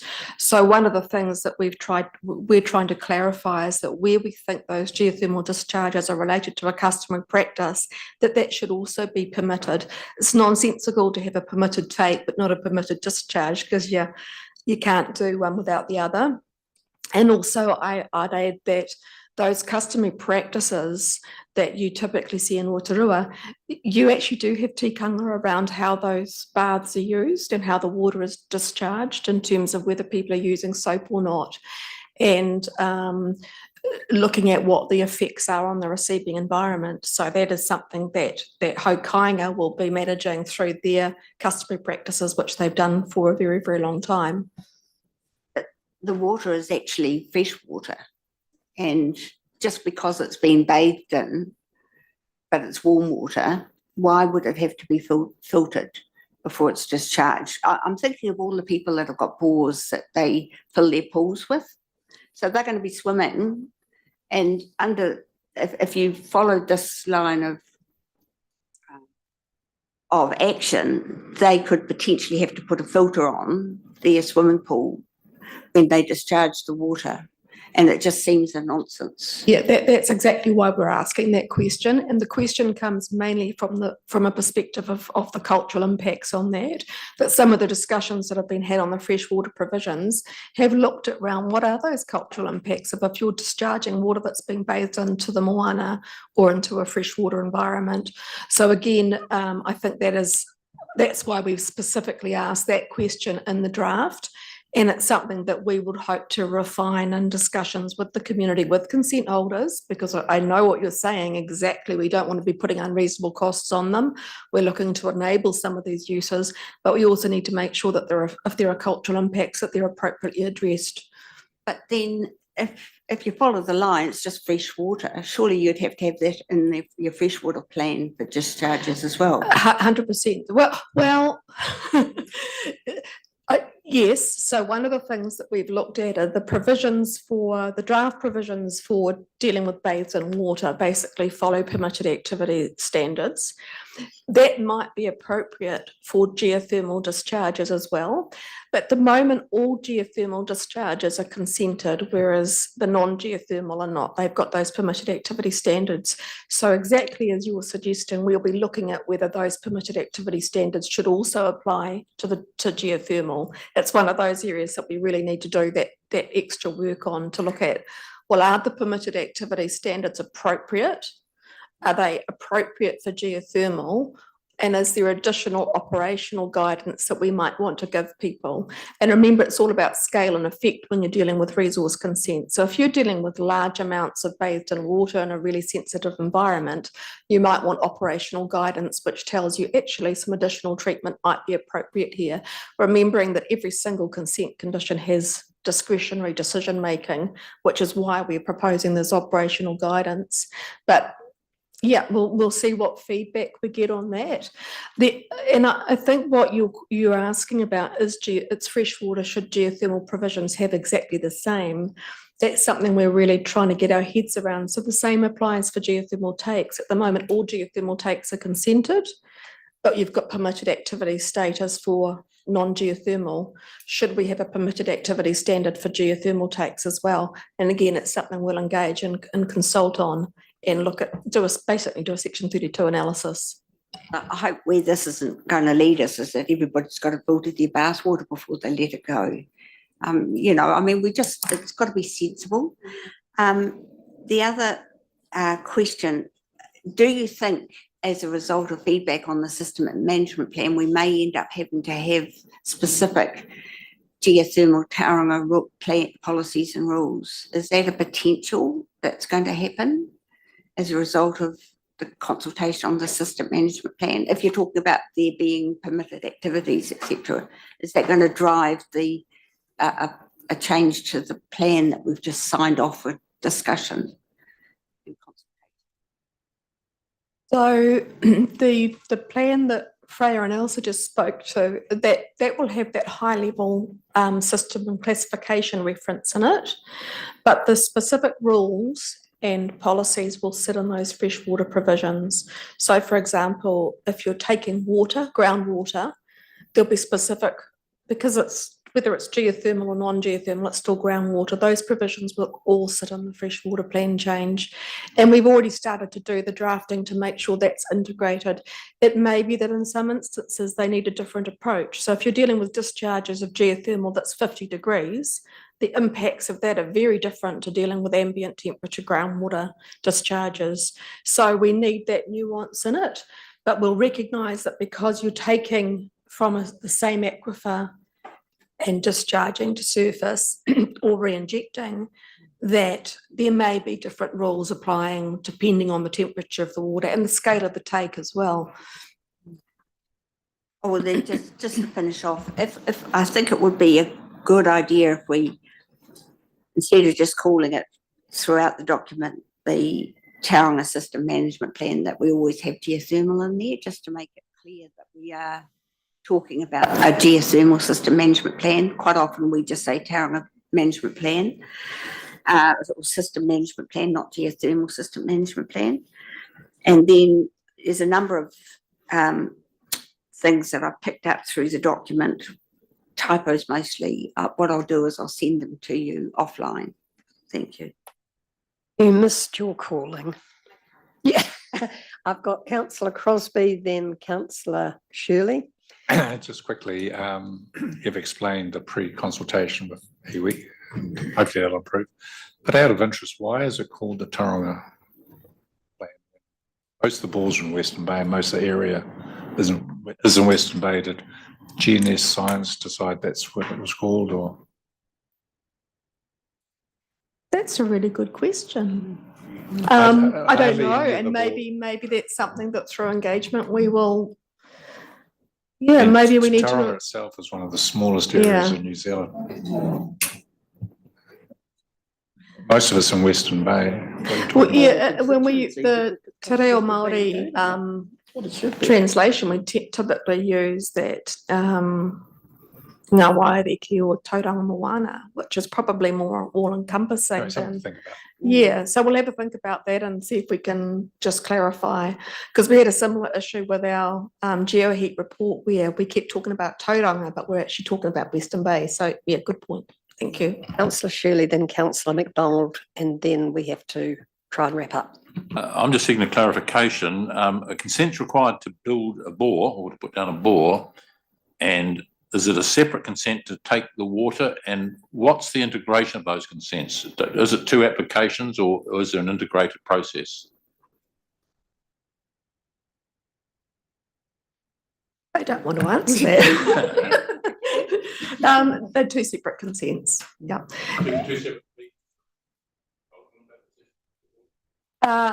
Yeah, because the activity status will be different depending on whether you're drilling a well or you're taking. So in some instances, a consent to drill may not require a cultural impact assessment. One of the problems with geothermal is you don't always know. You've got to drill and do your pump testing to know what temperature your water is before you can really know how much energy you need for your end use and therefore what your take is. So we have been trying to find ways to look at how you integrate those consents, but you kind of got to do the one before you do the other. Is it possible though to get a package deal if you're just putting down a bore and a take? I don't know. I don't know. I think they typically are dealt with differently, separately. We can look into that for you and get back to you on that one. Councillor McDonald. It just goes back to the question that Councillor Crosby asked about a thing called Tauranga Moana. It's actually in the Moa constituency, because the Moa constituency takes TCC in Western Bay. Moa constituency from Waihi Beach all the way down to Otamarako, which encompasses the whole of this, what you're referring to. That maybe consider that. The other thing I wanted to tell you that I've gone to your map identifying. So I've identified all the iwi around your dots, and the identification of Māori Land Trust. We can use our own rating database to identify those areas for you and the contacts through our rating database for each of those Māori Land Trusts. So, yeah. Right, thank you. And congratulations, gold stars all round. It is indeed a milestone. Best of luck with the communications and consultation. So move the recommendations in the report. Seconded councillor McMillan. All those in favour, aye, against and carried. Thank you very much indeed. Now we've got 3 reports to go, and you've got hungry councillors. 4 reports to go. So just bear in mind, you've got hungry councillors in terms of presentations and. Hopefully not hangry. So welcome, Nick and Jane. This looks all pretty straightforward to me, but we're in your hands. Yes, kia ora koutou. We'll keep it brief for your benefit. I have got some very brief high-level slides just to run through, just to give you a bit of context. But really, this is just a formal process of adopting the Climate Change Action Plan, which has already been through the LTP, but the process is that we come to strategy and policy to get it adopted. So you'll have seen the draft action plan on get your input around the presentation of Goal 5, and then we'll be hopefully free to adopt the action plan. So just as background, just to remind you of the journey so far. So the draft action plan was a supporting document for the LTP consultation. We didn't get any formal submissions specifically on the action plan from the public. And then at your May deliberations meeting, we added in the 5th goal as approved by council. And we also had some feedback from the audit through the LTP around clarification of Goal 1, which is our organisational net emissions, zero net emissions target. And that was reflecting direction from the Officer of the Auditor General to provide greater clarity around those low emissions, carbon emissions goals.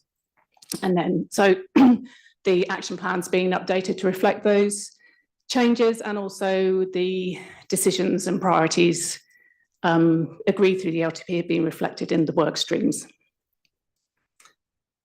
So just as a quick reminder, the action plan still, it's our 3rd iteration now, but we still have our climate change statement in there as a handy 1-pager for your back pocket. It includes our vision, objectives and goals around climate change.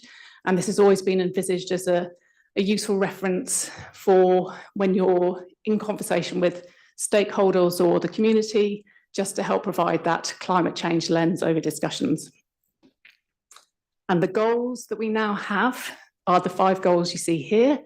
The slight tweak in relation to the audit comments is under the 2nd bullet point under Goal 1, just providing clarity around the Scope 1 and 2 emissions. And you'll see Goal 5 in there. So the issue that we're asking your input into is just around the presentation of Goal 5. So you'll see with the 4 goals that were previously in the action plan, we have for the goal and then more detail around what that goal covers as a bullet point. So we're suggesting that the presentation for Goal 5 could be similar to that. So we're actually just moving the longer text from the goal into a bullet point underneath the goal. So that was the key point for discussion. And just before we move on to that, I'll just say that once the action plan has been adopted, it will go up onto our website and the pages will be updated to reflect the new action plan. But we've recently refreshed the web pages to reflect the current graphics and also to make the information more accessible and intuitive. So recommend having a look at that. So that's it. Thank you very much, Jane. From memory, this was Councillor Macmillan's initiative, the Goal 5. So your initiative, what's your thinking? I think the second one with economic transition as the title makes a lot of sense and ties in with the other goals. If I might, can I make a couple of more comments as well? So page 129, which is 116 on diligent, with number 5 of the action plan, the bottom bullet point there, develop land use innovation case studies. On the action plan goal column, it's only got 3 and 4, but to me that fits really well with goal 5 as well. So could 5 be added to that?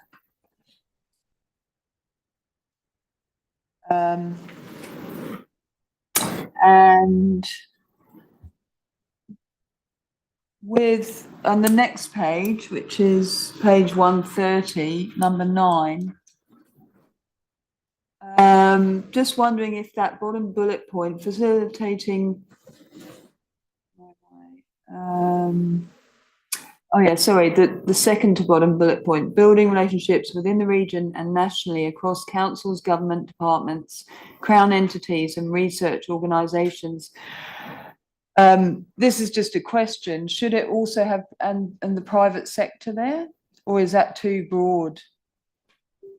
I just think it's a shame to shut them out of that. Yeah, I think that's through you, Chair, fine to incorporate that. It was just to try and reflect the fact that we work on building those relationships and networks across all our partners. And, great. And just a comment about number 7. I see you've got there supporting citizen science initiatives. Really stoked to see that in there.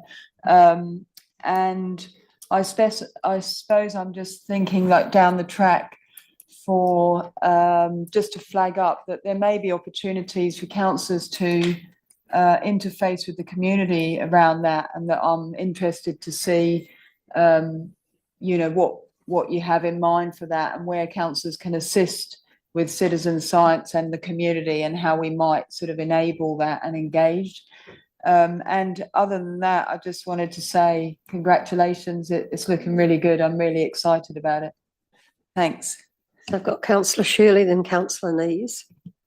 Thanks. It's just a question of timing, Chairman. My understanding is that with the Climate Change Response Amendment Act of 2019, it provides for national adaptation plans, and that councils are required to comply with and take heed of national adaptation plans. And my understanding is that the government's under a process of reviewing the adaptation plan framework, and that a select committee has been sitting and is due to report this month, September 24. Have we any knowledge or information of where that process is at? So through you, Chair, the reporting back has been delayed until October. So there is a slight delay to that, and they'll be working on an adaptation framework for New Zealand. The National Adaptation Plan would still sit. That needs to be renewed every 6 years. So the adaptation framework is more about how we implement adaptation actions and sorting out roles and responsibilities and cost sharing and those types of issues, and where it sits within either existing legislation, how that can be amended to get a more coherent approach to adaptation across all our different pieces of legislation.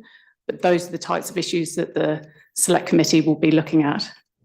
Yes, is there a risk that we're getting ahead of ourselves?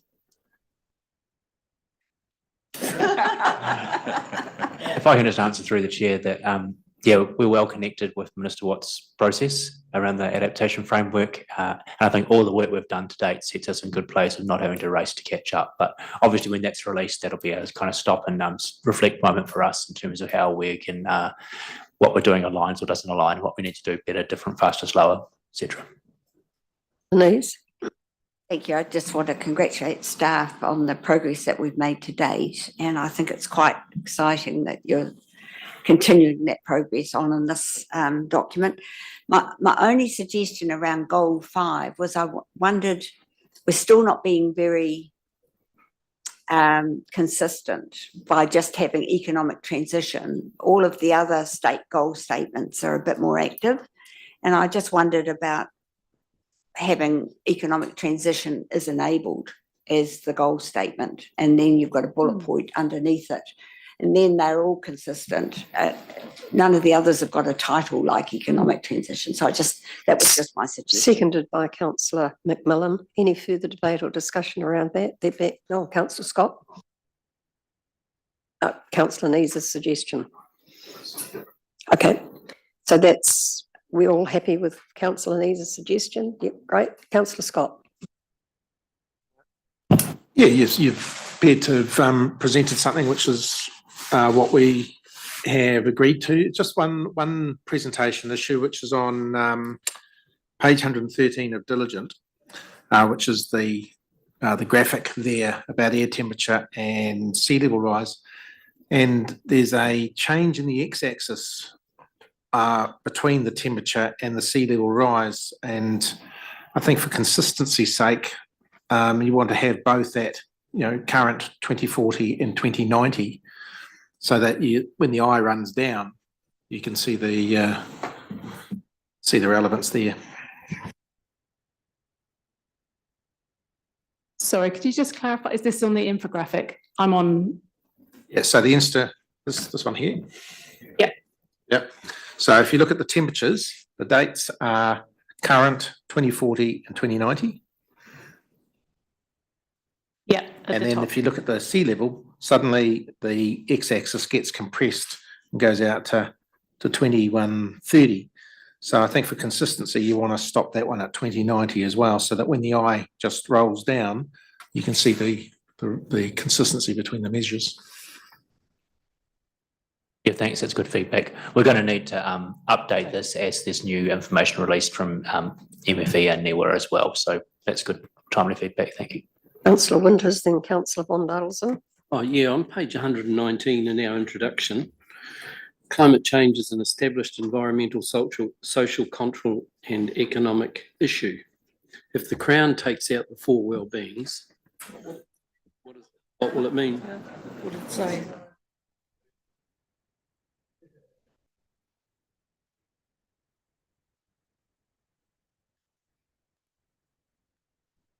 Yeah, just on the. Sorry, can I have an answer to that? Beg your pardon, Councillor Winters. Who would like to answer, Councillor Winters? I guess just a reflection on that, Councillor Winters, I guess the framing of that was it still being an issue. So I guess that was wording that you councillors agreed to in 2019. 2019, yeah. So I guess it still would be an issue, even if there was a change in terms of Local Government Act. So it's still established as an issue. It's not going to go away. That's, I guess, how I would respond. Councillor von Dalton. Yeah, I'm just concerned at page 126 of the report, 113 of Diligent, that graphic on the likely climate change impacts. I think the biggest impact, and you haven't mentioned it here, is storm effect. And that concerns me that it's not there. I think it's something that really needs highlighting, is storm effect. I think if you have a look at NZC rise, the Victoria University data on sea level rise, in actual fact, that data is quite out of date. Along the whole Bay of Plenty coast, we are actually rising at about 2 millimetres a year out of the water through satellite telemetry is showing us that. There's only a few places, and in Tauranga it is Sulphur Point, which is reclaimed, Judea, which is a swamp, and Fraser Cove, which is a swamp. Those are the only 3 areas that are sinking. So, the emphasis there on sea road, I want people to really start thinking about storm effect, because storm effect is more important. And I think with the warming seas in the Pacific, we're going to have more cyclones and whatever, and we have to take that into account much more. So storm effect can be a much more devastating outcome than sea level rise itself. So it doesn't detract from sea level rise, but it is, and I don't think there's any emphasis there on storm effect, and there should be. Like to comment? Oh yeah, sure. We can make that more in the next iteration more obvious. It does mention in there about storms being the intensity of those ones being more likely, like the cyclone Debbie, I think it is. It's referred to in there. Those events being more likely under climate change. But you're right, the combination of storm effects along with sea level rise together, those things are the real risk that we face. So White? Yeah, kia ora, Madam Chair. Yeah, in terms of sea level rise, I'm not suggesting Councillor Von Dadelson is saying this is reducing its impacts on how we need to care along our shoreline. The fact that there's elevation happening because of the upthrow versus downthrow. But if you look at some latest data that's coming out and the speed of the melting Antarctic ice shields, and the predictions that are coming out now are significantly more sea level rise, double what we're anticipating now. I mean, you've got that sort of scenario featuring in the background. So it is really important that sea level rise, along with storm, are connected together, and one doesn't beat the other to give us unreal confidence, because I wouldn't have any confidence given what I've seen in terms of the data that's coming out in science these days. And when you watch the programs, which you can argue may be stretching it a bit, but the frightening pace of the melting of the ice cap, and also the level of predicted sea level rise, and the changing of the currents in the ocean and everything else, and the contribution we as humankind are putting out there, it's not something that you can be certain of, and you certainly need to be aware that sea level is going to play a major role. Right, I'll move the recommendations. Number 2, just change the wording to confirms the amended presentation of new goal 5. Seconded, Councillor McMillan, thank you. All those, no further debate, discussion, all those in favour, aye, against and carried. Thank you very much, Jane and Nick.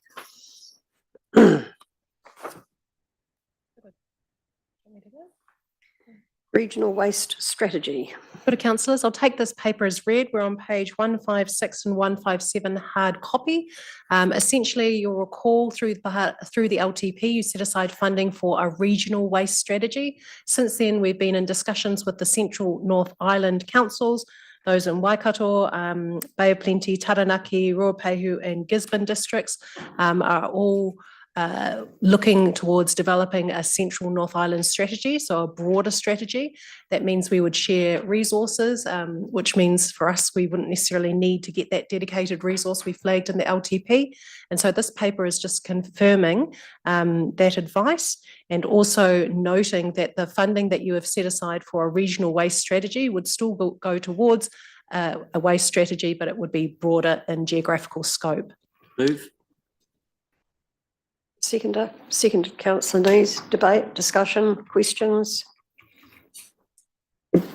Councillor Crosby? Yeah, I do support it, and we've been trying to upsize, I guess, waste and strategies for a long time, but a lot of it's in the hands of the private sector, of course, again, and they'll go where they want to go.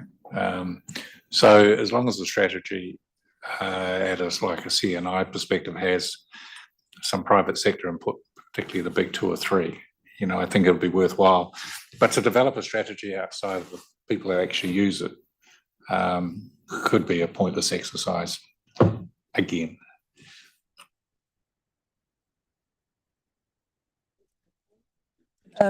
Yeah, no, I fully support, and I think because it's not just a strategy, it also then goes into is it called an action plan, implementation action plan, which I think is really awesome to see, because that's where the rubber hits the road. But I don't know if I can ask this question, but which TLA hasn't come to the party? Am I able to ask that? Yeah, it's not that they haven't come to the party, it's just they haven't got back to us in time to be able to feedback to you. So it was Kawara or Portuguese. Yeah. Okay. So it's not that they're not in support, it's just that we haven't had that loop back yet. Yeah, so maybe they will, hopefully they will. Yeah, we anticipate. Cool. You're just referring to rubber hitting the road. I was thinking in terms of Mayor Lucas' proposal that he put to the mayoral forum in terms of end-of-life tyres. How comprehensive is this intention? Would it cover things like a stream of end-of-life tyres? Through the chair, they're still scoping what this would cover. I do note there's been an initiative to address end-of-life tyres that I can loop back with you on. I understand there's 2 facilities now that can take end-of-life tyres. Cambridge and Onehunga, yeah. With 2 facilities within the Bay of Plenty that do now. Collect them, they don't process them. Yeah. So I'd need to loop back to you in terms of the specific scope because it hasn't been fully scoped yet. It does depend on whether we get central government funding, which we are putting an application in for. On that point, Chair, was the funding application submitted yesterday and for how much? That's correct. My understanding is the funding contribution being sought is 50,000. So the local councils will put together 150,000 and the 50,000 is the difference to make up 200,000. I just get back to the point, the implementation plan, which is great. Again, that's where the rubber hits the road at the moment. The rubber hits the road to Hampton Downs for our local rubbish here. None of it actually is disposed of that I'm aware of. Locally, there's a little bit of commercial waste, but most of it ends up somewhere else. And that's the whole problem. No one takes responsibility. Well, so I'm assuming this bigger plan will also take into the high-level principles, of reduction and reuse and blah, blah, blah. But at the end of the day, there's something left over. And that is generally managed by the private sector through contracts. And that's why we need to bring in all the parties together. Otherwise, it's a bit like something we're going to discuss tomorrow, around smart growth. There's that implementation and funding plan. But they don't deliver it. The private sector does. And often we miss in detail that element, the people that actually deliver it, because they're the ones that ultimately make the decisions where it goes. Move the recommendations, councillor Nees. Oh, sorry. So move seconded, no further debate, discussion. Put it, all those in favour, aye, against, carried. 2 to go. Eastern Bay Spatial Plan. So we're on page 162. I am conscious of timing, so I might just hand over to Adam for any key points before we go to questions. And I do know we've got support staff online as well who'll be able to support and answering questions. So over to you, Adam. Thank you, Tēnā koutou, Madam Chair, councillors. So conscious of time, I've got some slides, but look, I think we can cut to the chase if you like. If we take the paper as read, we do have some recommendations. This is on from page 162 of your agenda. Eastern Bay Spatial Plan, governance and engagement. It's really to touch base and to ensure we get some resolutions passed today, which will give the green light for the engagement period, which is starting in mid-October, running till mid-November.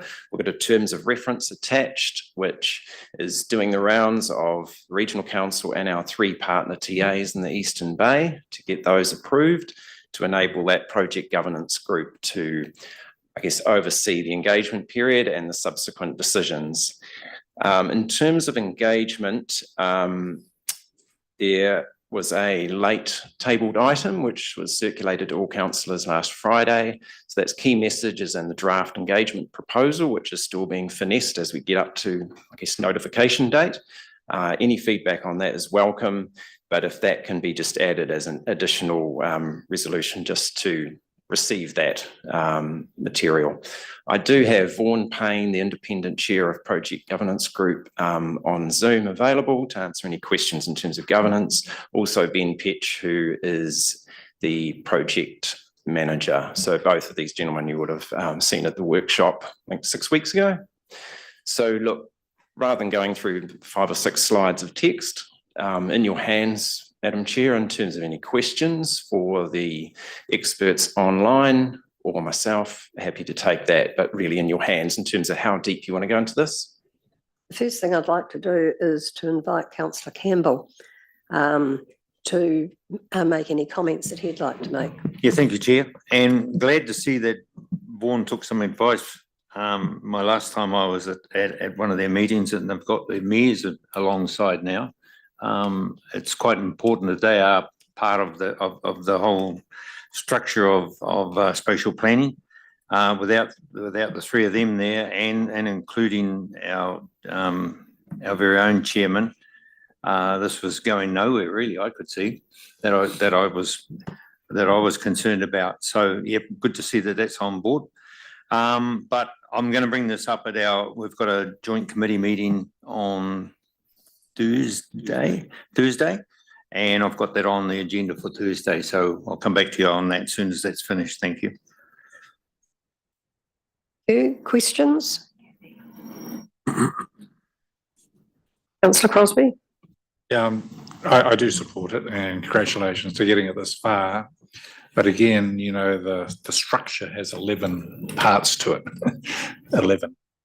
And that's, I'm referring to page 165 or 152 on diligent. I'm just wondering if the next iteration could be simplified a bit more, because as we know, each component part wants to have a say and wants to write a report, and it just seems quite complicated for spatial planning, which is really holistic.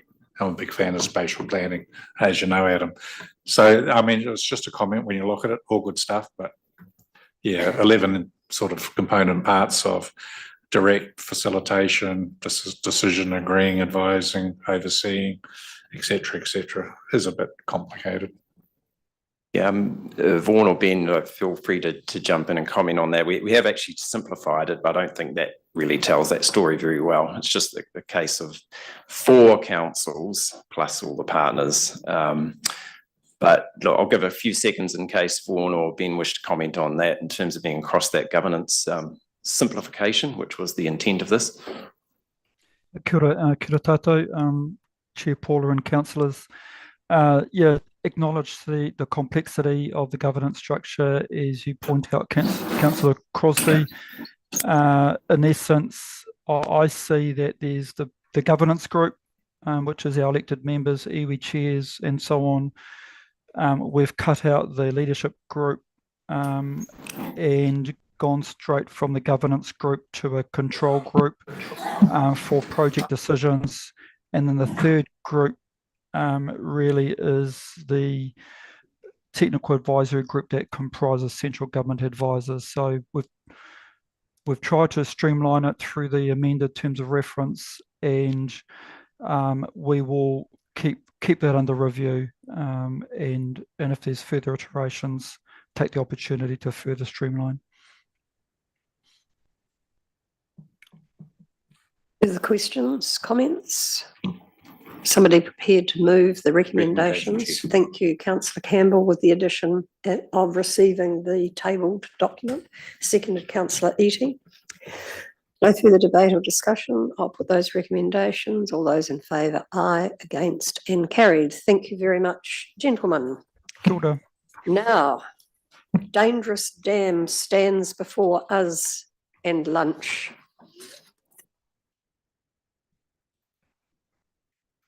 I understand Councillor Scott chaired the hearings panel. So once we've heard from staff, Councillor Scott to make comments, that would be appreciated. Thank you. Welcome.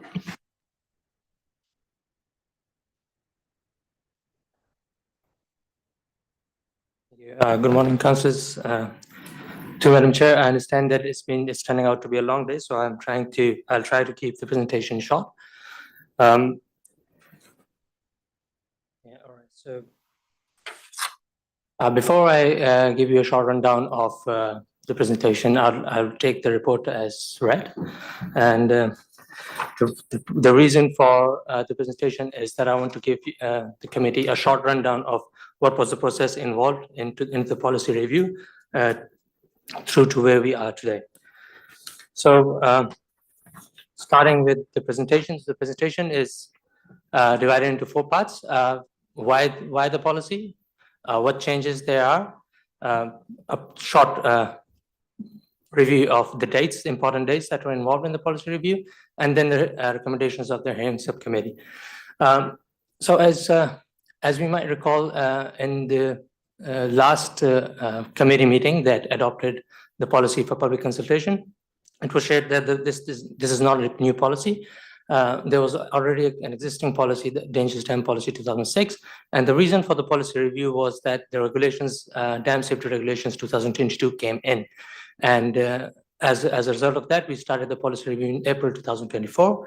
In the process of the policy review, we found out that we realized that there are certain changes, regulatory changes, that we have to make in the policy. Some of the changes were concerning the definitions, some important definitions like the classification of dams, what dams will be termed as classifiable. high, medium, and low impact classifications and how to determine the classification of a dam. That was provided in the regulations. What is a moderate and flood, or what is a moderate earthquake? That was also defined in the regulations, and the thresholds also. The responsibility of determining the classification and the potential impact, classifying the dam and then potential impact classification of the dam, that was also shifted from the council to the dam owner, and the recognized engineer was also involved in that. And also, it also defined the competency and qualification of the recognized engineer, which was not there before. Apart from that, the dam safety assurance program and what components of the dam safety assurance program should be incorporated by the dam owner, those were also clearly provided in the regulations. So taking you through to the important dates and the process that was involved after the April 2024, when we started the policy review, the draft of the policy was presented to this committee on 25th June, and as a result of that, the draft was open for public consultation, which took around a month, ended on 29th of July. Leading to that, deliberations were held on the consultation and submissions. I would like to add that we only received two submissions from the submitters. No submitters wanted to be heard, and so only deliberations were held on the 14th of August. Through the chair, if Councillor Scott would like to add something to that, please. Yeah, first of all, thanks to the team that did the work on this. It was yeah, reasonably short hearing and process. The committee, the hearing moved to accept the staff recommendations in general. A couple of wording changes at the end. And the other useful, I think, part of the process was we discovered that some of the staff weren't as qualified in terms of certifying the dams. So I understand that has been addressed. They were certified under the wrong act.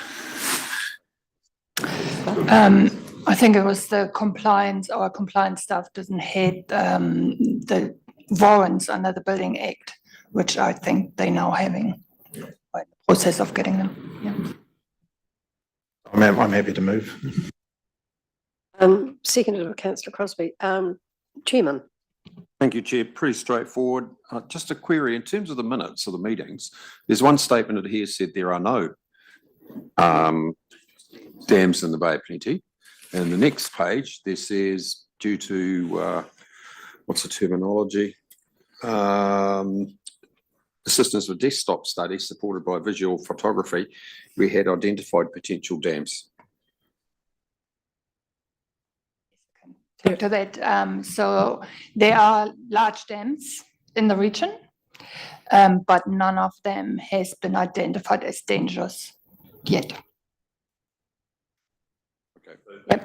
Potential. But they're not dangerous dams. Been classified yet. Further questions, comments? Councillor Thurston, you're just in time. Right, there being no further, move the recommendations contained within the report. Second, the Councillor Scott has moved. Councillor Crosby seconded. All further, blah, blah, blah. All those in favour say aye, against, and carried. Thank you very much. So we now close, well, I won't. I'll thank Namuta and staff for all of the work. Went into this particular agenda. You can see that I'm struggling, need to go home and have a nana nap. Closing karakia, Councillor White. Kia ora, Madam Chair.